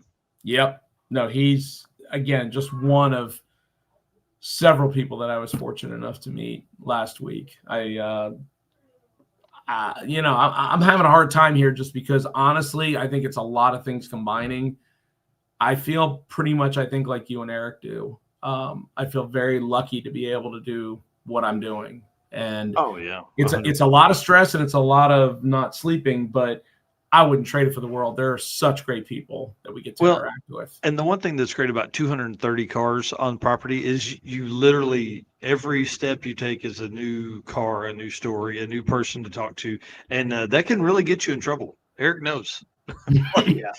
Here's some photos. Here's a new video I need to shoot. Oh man, here's this I need to do. And you try and get to the hotel room at 10 or 11 o'clock at night. So you throw some stuff together, and then it's 1 a.m. and you're trying to throw it together and going to sleep at the hotel table there. So, oh yeah, I have a really bad habit of falling asleep in my chair. So yeah, and I do that at home too. So oh yeah, we've set alarms to nap while a video was rendering, and then so we could wake back up and finish it. Yeah, just give me all 20 right, it uploaded minutes. that part. Let's get to the next thing. Oh yeah, 100%. Yeah, okay, so it exported to the thing. Okay, perfect. Now I need to load it. Okay, that's 23 minutes. Good, I'm sleeping. Yeah. Well, I just want to run through these photos real quick before we wrap up the Deechworks segment again. Again, this is kind of our talk about the drive, the route stops, and all that kind of fun stuff. Dude, this shot right here, So that will amazing. be the top. Yeah, that and the gasser shot that you had just a little while, I think it was like 2 or 3 back. The next one. That one. Yeah. That's at one of the 2 like overlook style checkpoints that we did. So the fact that you've got all the way on the left, you've got David Schroeder's 32 Ford. Oh, like, yeah. You sit there and think about that, and you're going, okay, wait a second. So a guy that runs a nitrous Corvette wants to drive something with tires that small and a car that probably does not handle all that great. No. But dude, he had a smile on his face that you couldn't have painted bigger just because he was out there having a good time. And it ran in the 10s. It's got an old school flathead in it and everything. It's like, yeah. In the 8th. 10s in the 8th. Exactly. Which is getting something for, like I said, for a car like that. Yeah. We'll talk about Matt Donovan, obviously, in Garbage That Barfed. He had an amazing event. And then right next to him is Jeremy Bonnet, Sick Week winner with Last Penny, the 33 Willies. And right behind them is a guy who had made 0 drag strip runs before he got to Edelbrock Sick Smokies. That's Eric Beckener in the Dry Bones 67 Tempest Gasser wagon. Yeah, talk about a super cool car. That's the car we featured early last week that had Drag Driver Pete like hand painted on the back deck. Dude, big block, like 468 cubic inches, big Pontiac gasser built, and 4 dudes riding in that thing. So so Eric and the best. Eric and 2 of his really good friends built that car. And Eric told me, he goes, you wouldn't have believed I'd have 0 drag strip runs when I built this car. I'm like, nope, not exactly what I aimed for, but yeah, sure. I mean, it had a scoop literally almost the height of the roof, and it was a tunnel rammed Pontiac with twin carbs, and they looked like they were just having an absolute blast. By the middle of the week, they got that thing figured out, and it was toting the left front wheel probably 2 feet in the air while the right one was still on the ground. So that's awesome. Yep. Yeah, if that doesn't make you want to build a big body gasser, I don't know what would. I honestly feel like, based on rumors I've heard, I would not be surprised if we see 2 to 4 new gassers next year. Oh, and they are current participants. How about that? Yeah, you mean like 2 to 400? No. 2 to 4 that I've heard from reliable sources, but not reliable enough that I've gotten in touch with the people and said, hey, when can we see it? Yeah, just a great group of cars, man. It really looked like just a ton of really cool stuff. This low shot here of Jack's. That's I love that. So the previous one, I'm going to throw something out there just because I know you guys have run into them before. The Reimars family actually joined us for this as well in son Jace's LTD, and they were riding 4 deep in that car. So it was Jim and his wife Nicole. And then Jace was riding in the back. I forget who number 4 was, but it wasn't Cole. He had to work. That's the other son. So normally they've always competed at 6 Summer. They haven't missed a year yet, but it turns out that Music City is not very far from them. That's like kind of their home racetrack. Oh, wow. So Jim, the dad, who was always out on the starting line, waving everybody in and helping work on stuff and what have you, this was his first ever drag and drive behind the wheel. Oh, and cool. Oh, dude, he was having a blast doing it. That's awesome. Yeah, there's Eric Bettner right there. Yeah. Man, so and then right behind him is in this photo is Jeff Sixt, who's competed in a ton of drag and drives. This is his third car. He built a 63 Studebaker Lark specifically to compete in the gasser class. He has a 75 Camaro and a C10 pickup truck. Yeah, he was putting a transmission in that thing like Monday night, or no, the Thursday night before the event, or something, like days before. Converter and a transmission. It was some big long story. So big shout out to yeah, man, lots of thrash stories. I didn't really get into a whole bunch of those before the event because I was getting ready for the throwdown. But yeah, that's awesome that Jim drove and raced. That's pretty cool. Yeah, you could see a slightly different smile from him. I mean, normally he and his family are so enthusiastic when they're doing an event like this, but the fact that he was wearing an open face helmet, doing big burnouts in the car, and just fully embracing the fact that, hey, I finally get to earn my rookie stripes, quote unquote. Because if you ever seen the car before, they use yellow tape across the back bumper and it says rookie stripe. So that's what they do every time they're somebody new drives it. So from what Dean Nicole mentioned is they're going to have another new driver in, I think, 3 years, possibly enter Junior Street. So we'll see how that works out. How cool. Yep. All right. Well, big shout out to DeechWorks. Again, 10% off, code DDR10. If you guys are looking for any fuel system stuff, they've got it. Eric listed all of the stuff they had earlier. And basically, it's anything that is fuel related for your hot rod. They have it. So hit them up, DeechWorks.com, and DDR10 when you place that order. Or if you have some questions, hit us up. We'll get you in contact with one of the technicians over there, or, Mark Campbell, if you need questions that are in-depth, super smart technical stuff. All right, Performer Built Transmissions, dude. One of our favorite people that's out there. Eric, you want to read that one? Yep. All right, Performer Built is the official transmission builder of Drag Drive Repeat. At Performer Built Transmissions, the goal is to engineer and build the toughest transmissions on the planet. Performer Built doesn't just rebuild transmissions, they systematically re-engineer each model to eliminate OEM flaws and to achieve the highest levels of performance. That is why they say their transmissions are not just built, they are Performa-built. Well, let's switch gears. For the folks that are just coming in, we have Derek Putnam, the voice of Sick, the magazine. I want to talk about some winners, class winners and stuff like that. I'm trying to get it maneuvered here so I can go over the winners. I'm sure you probably have a list there, so we'll let you lead this session here. I don't know what I've done here. All right, so there's a couple different ways we can go about this. We can go through individual class winners. We can go to top 10 because there's some duplicates between those. And then we can also talk about the gassers and the overall winner. But I feel like the gassers and the overall winner are similar to what we do for awards. We can either do them last or we can do them first because those are the biggest things. Yeah, let's start with gassers because, man, that was the a real push for this event. Yeah, so there were over 70 gassers that signed up. And I will tell you, again, just being honest, I think there were some of them that when Luke basically did this, the way it worked was they got to register early, similar to what we do with Top 100 for Sick Week and Sick Summer. But basically, they had to submit the car, give us some details about it and what have you. So we weren't just sending somebody a blind invite and hoping they would show up. A lot of these cars, I think the problem was, if there is such a thing, is that they had probably done very limited street driving with them, and they probably got closer to the day and went, okay, I don't know if I really want to do this. So it was still, by my small amount of digging, I believe it was the largest gasser showing at any event, period. Oh, yeah, 100%. I would. So we were north of 40 cars. The interesting thing is the smallest class was the quickest one, A-gas, but it was not short on competition. I will tell you that.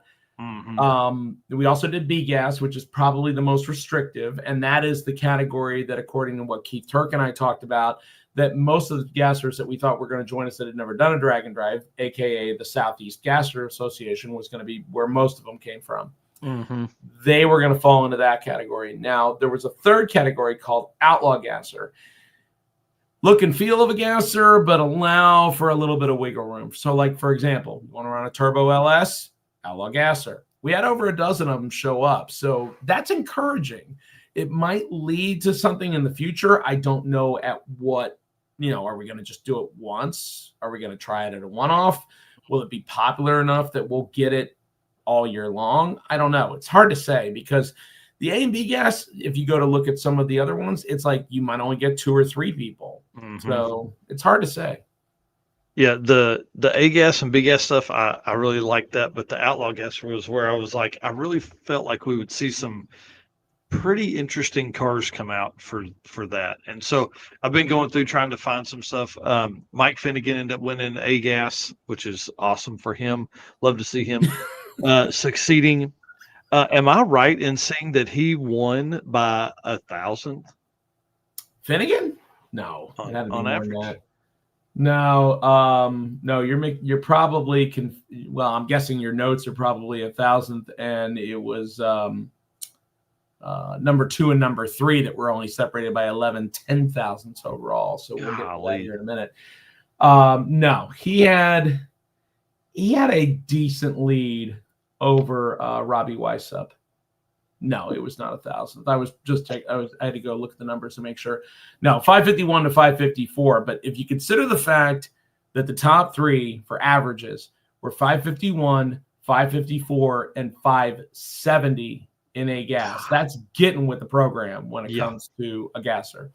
Yeah. So as you mentioned, Mike Finnegan ends up winning a gas, and he did it with some really good numbers. Now, I will tell you, at Knoxville, a track that delivered some pretty good numbers for a lot of people, he struggled on the first one, and he came back and he drove the absolute wheels off the thing, where based on where I was standing in the tower, it looked like it almost touched the guardrail. Oh man. And after we were done, I walked over to his pit and I'm like, dude, you just did not lift. And he goes, I didn't give a crap. I was getting that thing down there. I didn't care if I hit something or not. I am getting there, and I'm getting my lead back because Robbie Weissup had come up there in disorderly conduct, the Nova that ended up finishing second. And he ran 666 with us. He did Hot Rod Drag Week this year. That car, the blown Chevy 2 Nova, he's done really well with that car. It ran 550s, 560s all week like clockwork. And he had run 2 passes quicker than Finnegan had. And then Finnegan delivers like a 549. So it's like he scoots right back underneath him. And I roll over there, but keep in mind, Jimmy Dale had just picked up the Rodson, and he's struggle busting the whole time he's driving that thing. And then at Knoxville, he delivers a 766 in the Rodson, which is like way quicker than anybody figured that thing would run. Yeah. And I walked over to Finnegan, and because he's pretty good as far as the sarcasm and just talking some crap. And I said, dude, as good as your driving job was, I said, Jimmy Dale stole your thunder. He goes, damn right he did. So it was cool to see the two of them and their energy like build off of each other. But, for Finnegan, when you consider how long he's had this car and how long he struggled with it. Now, he won Drag Week in 2019. But when you consider the fact that he's had a pretty successful year with it this year, he's been to, I think, 5 events. He's ended up winning or placing in 3 of them, if I'm not mistaken. No, excuse me, 4. And this is his first win overall since 2019. And he was probably one of the most excited guys to win the helmet. Now, I will tell you, it comes with some bad news. And that is that he has said he is going to focus on building the caddy for next year, which, if you watch his channel, you see that they've been picking away at it. Well, he said, if I could somehow win with the 55, it'll make me feel that much better about my decision. So he said he's still going to use it. He's still going to drive his kids to school in it, etc. But I think he feels like he's accomplished not all of his, some of them. Yeah. So I wouldn't be surprised if we don't see it for a little while. And instead, he ends up working on the Lexus and the Caddy for his next ride. But it's obviously proven reliable. So out of A-Gas, when you consider the fact that the guy who won Sick Week this year going 880s finished 3rd, that's saying something. Yeah. Finnegan wins A-Gas. Now, the B-Gas class, which, like I said, is a little more restrictive, That one was kind of really in Matt Donovan with Garbage That Barf's hands since the beginning. But he fully embraced the gastro spirit. He did burnouts to the 330 mark almost every single day he came out. Dude, I saw that. Yeah, I mean, he was not afraid to torture test the tires. Now, the only bad part was, I want to say it was on day 4 or day 5. He hits me up and he says, so we've had some valve train stuff hit. We might not do a big burnout at the next to last day, but then he managed to get some stuff and he goes, big burnouts are back on for the final day. So I'm like, all right, cool, we're good. So on the last day, he knocks out his only 5-second run. He goes 596, I believe, and ends up locking up his class by a solid amount. I don't think there was another guy within like anywhere close to him as far as I'm concerned. I mean, his average was pretty solid. And here's the interesting thing. He finished 16th overall with a 612 average. That's how fast how quick this group was this year. So that's crazy. Yeah, I mean, I could go down a side road here, but I'll stay on. No. Let's side road. Come on. Okay. All right. So for the data nerds, listen up. Here's how we do this. So at Death Week, you sit there and think about, okay, 2,300 miles. That's rough. Okay. We didn't have a ton of 5-second averages. Jason Russo ended up winning it with his Turbo LS Malibu. His average on Death Week was 549. We only had 3 cars in the 5s. And the bump for top 10, like the top 10 spot, was a 686 average, which ironically was Gasser, Jim Forbes Nova that we gave away not that long ago. Fast forward 1 year to 666. Same thing. You're going to travel a lot of miles. It's going to be a bunch of different racetracks. Now, Jason Russo's average is 546. Still pretty good considering he can't have anything in quicker than 536 because of his gauge limits. Yep. We now have double the 5-second cars, 6 of them. Your top 10 bump spot is Greg Overman, who ironically joined us again this year for Sick Smokies. He averaged 655. So you say, okay, well, the bump moved by about 0.3 of a second. So everybody's getting quicker. At Michigan Miles, same number of 5-second cars, 6 of them. Aiden Bailey wins with a, wait for it, Turbo LS. That's 3 out of 3. He averages 524. Again, it's a car that's built to go quicker than 536, so he could hand the time slips in. The bump spot here, 630. So the bump keeps moving. It's getting quicker and quicker. Now let's go to Sick Smokies. For the 4th straight time, a Turbo LS wins because Nick Cryer's car, twin Turbo LS. So even though Jason Russo was supposed to be there, and I'm going off track here just a little bit, but I'll make it quick. He found water in the oil in his radiator with a day to go. So considering that he completely revamped his car, put a 25.5 cage in it, did a whole bunch of stuff, he was like, yeah, I don't know if I really want to risk my engine. So totally understandable. So he didn't make it. So that meant we were going to crown a new champ for the first time in 3 years. And obviously it was Nick Cryer. So there's one car that averages in the 4s. If you want a top 10 spot, Jeremy Bonnet with your gasser. Last penny. He's your dude. 570 is the bump for a top 10 spot. That is a huge difference. Huge. God, dude. Now there was one guy in the 4s, 12 people in the 5s. It was almost 13. But our buddy Rovic came up 7/10 thousandths of a second short. Oh man. Yeah, absolute gut punch. Absolute. That's brutal. So anyway, so let me get back into the gassers. So we've done A and B gas. Now let's talk about outlaw gas. So outlaw gas is a little bit of everything. Some of these cars didn't really have, quote unquote, the nose high stance that you would expect a gasser to have, but they were close. Some of them, as we talked about, have different engine combinations that really wouldn't fall in the general perspective of a gasser based on year, make, and model and or design of the engine. So the guy who ended up winning Outlaw Gasser is Randy Quay. His co-pilot, ironically, is Cole Sammartino, who has competed in several Dragon Drives with a ratty radial, high 4-second LSX twin turbo Nova. So makes sense. Randy Quay's car, turbocharged LS. So on day number 1, they run like in the mid 6s. They're kind of figuring stuff out. They go to Music City and they magically find some tunability in it, and they do a huge wheel stand and somehow manage to not break anything. And then the rest of the week, all in the mid six or all in the low sixes.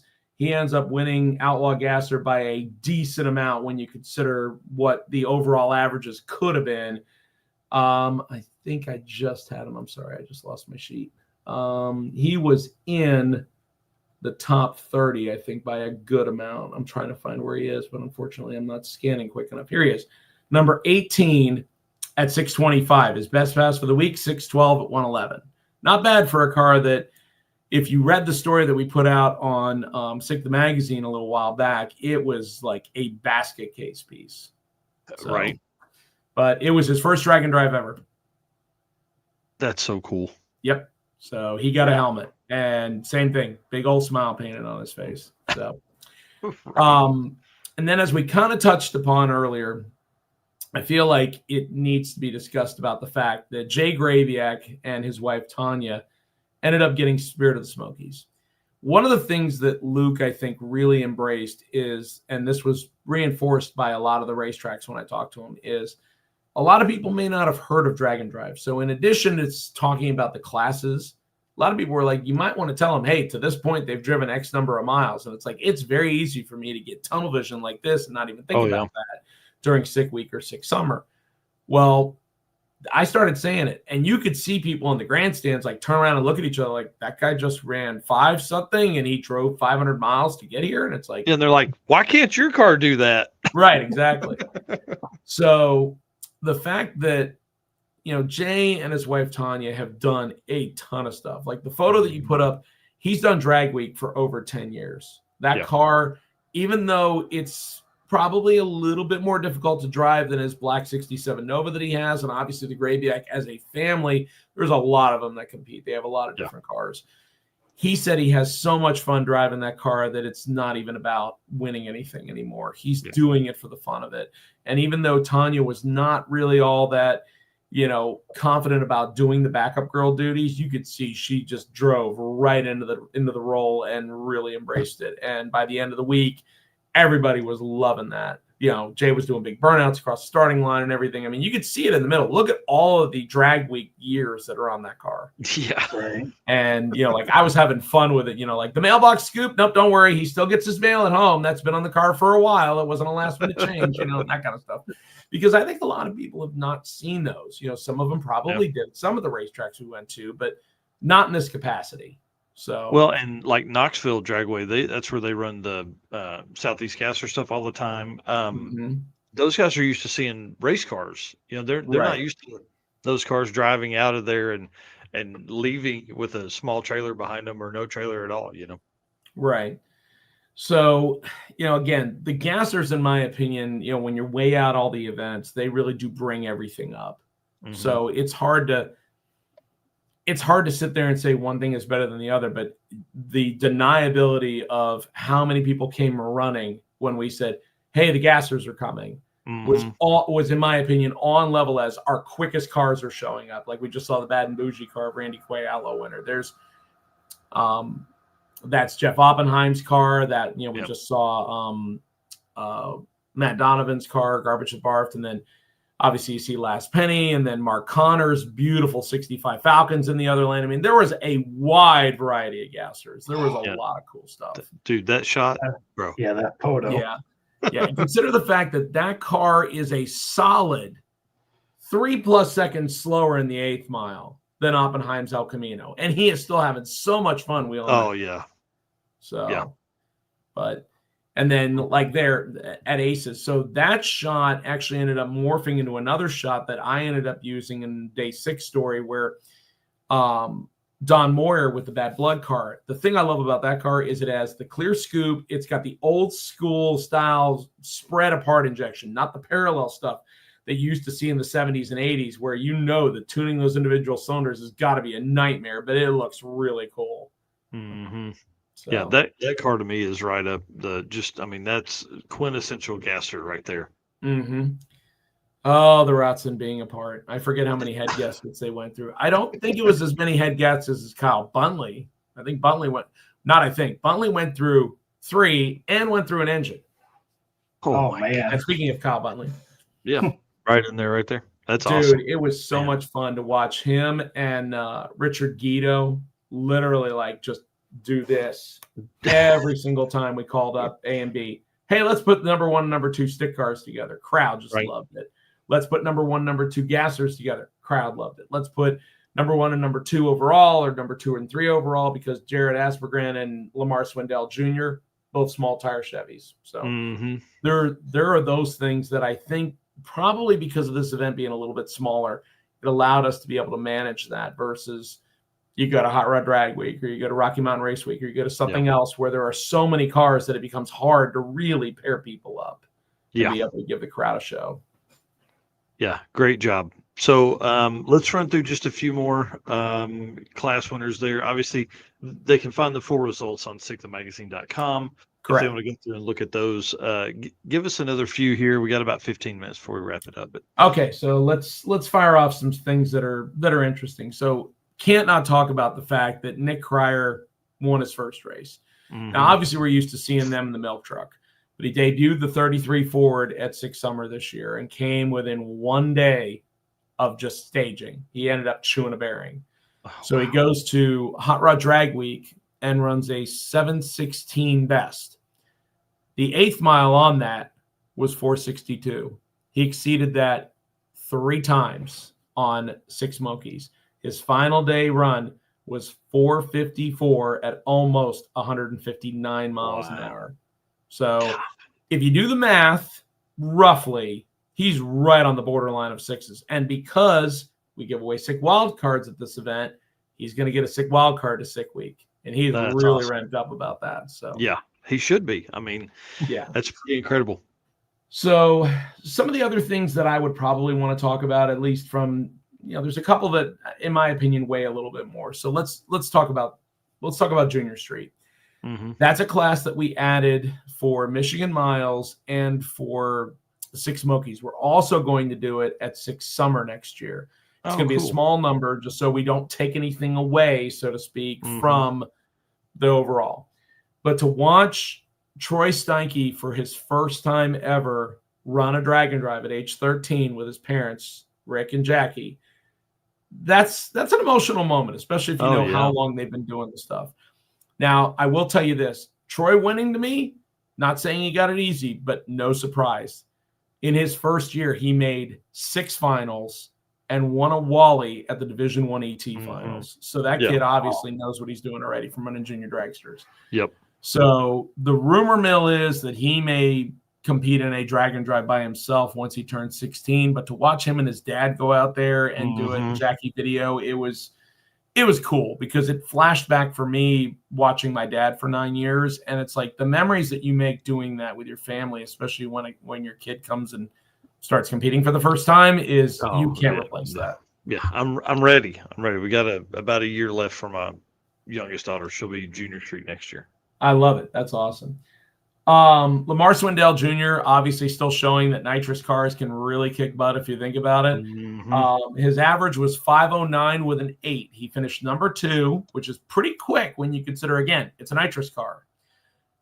Number 2, the fact that he only went through 10 bottles of nitrous. Last year, he took 20. So that's crazy.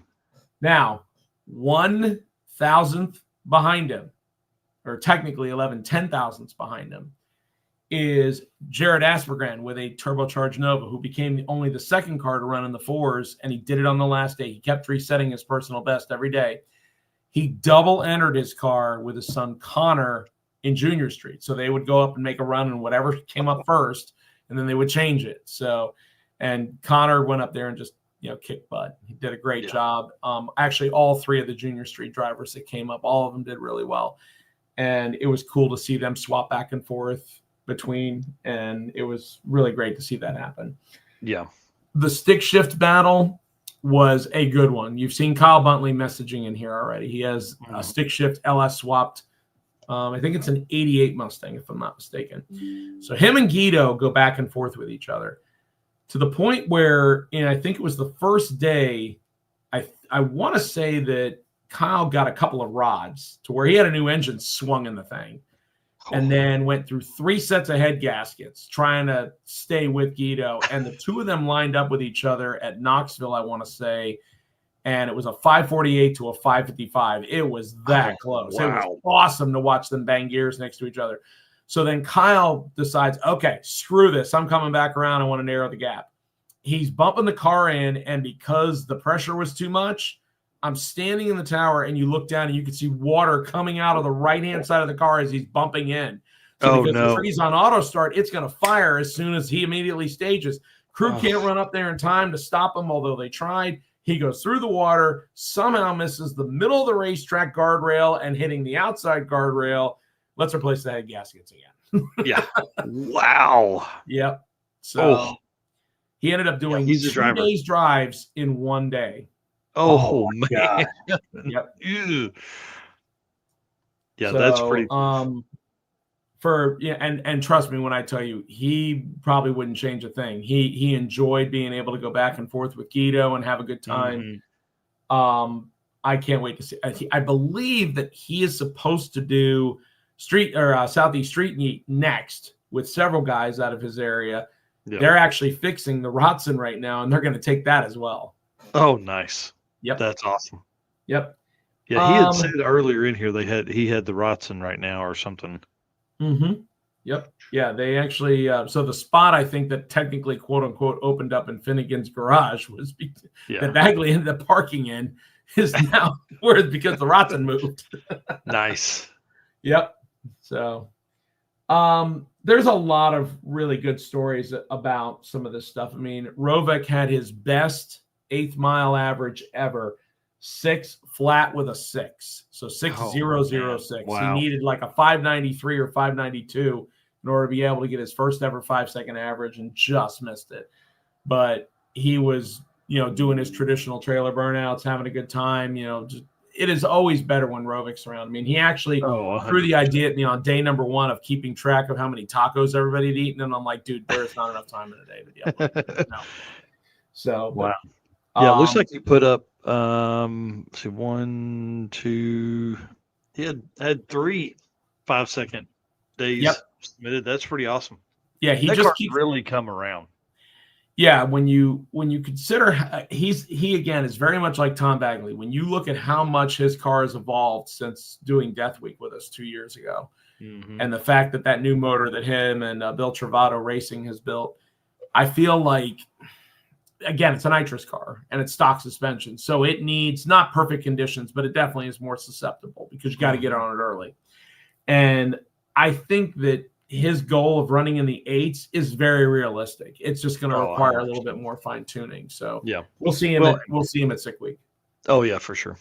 So, from the rest of the stuff that's there, it bears to be talked about that Royce Payton was there with his wife's car, bro, the turbocharged 67 Camaro that they debuted at Big Sky Race Week. Beautiful car. So nice. Yep. Now, so nice. To be fair, I gave him a hard time. I said, dude, you're switching power adders, you're switching makes here. Come on. And he goes, well, I need to sort the car out and make sure it's right for her before she drives it. Oh, 100%. He said it with a straight face. And I'm like, okay. So he ended up winning quickest big block with a 571 average. And that car, you can tell it still needs some tweaking because it ran in the mid to lower 5s. It had that potential, but it was just right on the edge of traction. It obviously makes lots of power, and they're still trying to dial it. It's so nice. So nice. So besides that, I think that it definitely bears to mention that there were some cars that I had never seen before. For example, James McCutcheon had a gorgeous 66 Chevelle, all black with a small, like Sunoco style cowl hood. He ran in the mid 5s the entire week. He ended up finishing number 8 with a 557 average. We talked about Guido winning stick shift. He had a 567 average, which was pretty solid. He had his best 60-foot ever with us, 134, which is getting with it. So Finnegan finished 5th with a 551 average. Again, just the top 10 this year was just insane. So I mean, other than that, like you said, you can read the results online, and I'm actually finishing up the story that I'm going to post tonight. But being able to see people that have done all 3 single stage events, meaning Death Week, Route 666, and then this year at Sick Smokies. And the cool thing is, I figured you guys would want to see it. I did not bring the sign because it's hanging in my garage. So one of the cool things that Tom decided to do at these events, because they are a little more unique, they gave away skulls for Death Week to all the drivers, which I thought was pretty cool. And they say survived. So it's kind of interesting. So there was that. I think this year's driver bonus for Sick Smokies is pretty cool. Nice.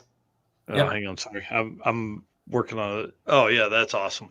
So I mean, it makes sense considering we went through Tennessee and everything. So. Yeah. Right. But again, the biggest thing that I can't reinforce enough is the number of people that have really set aside time to do this. There were so many new people that I had a chance to talk to, as well as so many people that just trusted me like they had known me for so long with, here's the story how I got the car, here's the cool things I've done with it, my wife or my daughter or this or that. I couldn't relay everything, but there were so many great stories. And again, I just feel like what we're doing going forward is in a really good spot. Because we look at what drag racing is going through right now, and just the fact that there's that much interest in it. Somebody actually asked me if they thought it was going to be able to continue to grow, and somebody actually asked Finnegan on a show earlier today the same question, and he said, absolutely. Yeah. And when you think about the fact when you and I first met each other, Mike, there were 11 events in 2020. Dude, it's crazy. That's what we were talking about earlier in the show. It's just how much this thing's grown. If we counted all the events that were drag and drive adjacent, we're probably in the 60s. If you start kind of figuring up some of the true street stuff that really has a lot of drag and drive racers that are competing in it, I was just looking at the slow cars of the week. Listen to some of these names that are in the slow cars. So you got Dave Schroeder, you got Joel Kerr, who we know from his experience last year with the Corvette at Sick Week. Dan Nissen, Jesse Mataferri. I mean, everybody knows him and the trucker. Like, there's just so many names. Cameron Thorpe in the Mazda RX-4 wagon, like Riley Gravy. I mean, there's just so many names that went down there and were, tens or slower in the eighth. As far as and what. I hope I get this correct because I asked him about it early in the week. I asked Jesse. He said this is his 28th drag and drive event. Golly, that's so awesome. It seems almost like so long ago that it was in his pickup truck. I mean, I can't really even think about that. The trucker is basically what you think of with him. Yeah. Right. So, there was a question here earlier I was going to ask too. It said, how many cars finished Sick Smokies? Of course, Joe would ask that. Let's see. Out of 200, by the way, I'm going to update you. The number that we originally said on day number 1 was a little off. It was 239 that originally started. Survived 194. So not bad. Yeah. About the normal attrition rate. I would say if I was going to take a guess at it, that's probably somewhere between 17 and 19% somewhere. Yep. So that's about normal, which is wild to think that 20% you don't make it. So I will tell you that we have hooked somebody, and I will go ahead and take some responsibility for this so you can blame me. But no, he's a really cool guy. His name's Thomas West. He has a 7-second in the quarter mile S2000 stick shift car. Oh, wow. Yeah. And he built a new ride for his wife that he debuted at LS Fest last month. And it's a stick shift car. And he grenaded basically everything. He went through 3 axles, some bearings, and then grenaded a transmission on day number 4 at Knoxville. And he was like, I'm done. I'm out. I'm tired. I can't do anything. And so he's telling me this as I had walked out of the tower, and I said, don't take this the wrong way. You picked the right time to break your car.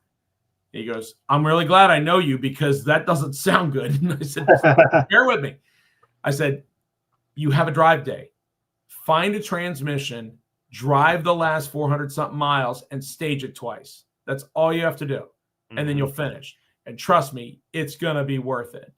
And as soon as I said that, you got Alex Rops that comes over, you got Tom Bagley who comes over, and they're all saying the exact same thing. Like, dude, we can figure this out. Yeah. So by, I want to say 2 a.m, he had a guy who found him the axles that he needed from Wicked Performance. He ended up putting a stock 60-60 transmission behind an engine that probably makes 1,300 horsepower, and basically putted it along to make the last 3 days happen. But he was so happy that he did it. And he goes, I used to think drag and drive guys were weird. He goes, but I'm one of them. He says, I'll walk my words back, and I'm going to be in another one. So we've converted somebody. That's awesome.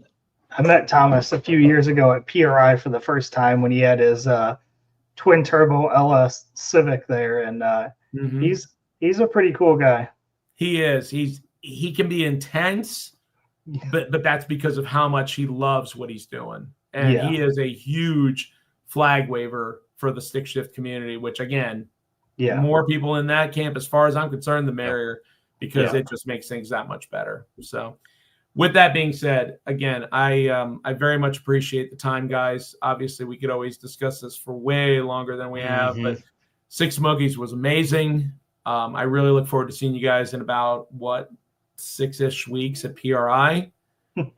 And it's been an amazing season. Granted, it's not over yet, but I feel very thankful, as I know you guys both do, that we are able to do this kind of stuff and meet some of these great grassroots people. It's the most awesome community that's out there for sure. Derek, stay backstage. Thank you for spending time tonight. I appreciate it. A little more than an hour on here for sure. I know you were backstage before that. I could see you making notes and all that kind of cool stuff. So we, from our side, thank you for what you do for the community and obviously for Sick the Mag. That helps put out just so much more content for people to find the drag and drive community. It's awesome. One more thing, if I could, real quick, just because we've talked about it, but because it comes right at the end of Sick Smokies. Registration for Sick Summer is coming up on Saturday. So if you are top 100 from this year, you should have gotten an email. If you don't, send me an email at derek@sickthemagazine.com, and I will double check it for you. If you are expression of interest, those are going to probably start going out tomorrow because we obviously don't want anybody to miss them. And Tom announced we are going to do 60 wild cards for Sick Week in 2027. Wow. So we did we are doing quote unquote 45 this year at 13 different events. We're going to step that 45 up to 60 because you guys talked about it. It sold out so fast that sure, plenty of new people get in, but we want to be able to feature some of the best at that event. So again, thanks for the time tonight, guys. I really do appreciate it. That's awesome. All right, dude. Thanks. Dude, how fun. That guy's awesome. Yeah, and it was cool to hear about the event that obviously we both wish we were at and couldn't make it, but man, the photos are just amazing. Yeah, listen, I was like, when it got to be Monday, I was like, man, I could get on an airplane. I could fly to Tulsa Wednesday. I was just like, I can't do it. I can't do it. Maybe it was Sunday night, and I was thinking I could fly Monday morning and back Wednesday. Dude, do you know how hard that would have been? It'd have killed me. But it would have been Kyle Dennis there. Yeah. Yep. Tune in a little bit late. Yep, man. Pulled off the win in stick shift with the closest spread at Buckeye Skips. Yep, we talked about that just a little bit ago, and we'll have the team from Buckeye Skips on next week to discuss all that stuff. So, all right, well, let me flip through here. If you want to send us out, sir. Absolutely. Once again, I appreciate everybody in here. We had tons of comments tonight. Appreciate all the comments of everybody watching and, talking about Sick Smokies. It was a great night and appreciate everybody once again. Thank you to all of our race car friends. Look forward to seeing you guys soon. And of course, our sponsors, once again, cannot do it without these companies that you see on the screen. We appreciate them very much. If you guys are spending money, please check out these companies. Discount codes, affiliate links, reach out to us if you need anything relating to these. We'll get you in contact. But thank you, Summit Racing Equipment, Deechworks, Molly Motorsports, Driven Racing Oil, Howard's Cam, J-Wire Solution, AFCO Racing Products, Performer Built Transmission, Card Change 3D, Power Tube TV, WAF Racing, Sweet Patina, and Racing Junk. Again, thanks everybody for tuning in, and we will see you guys on Saturday morning. Yep. All right. See you.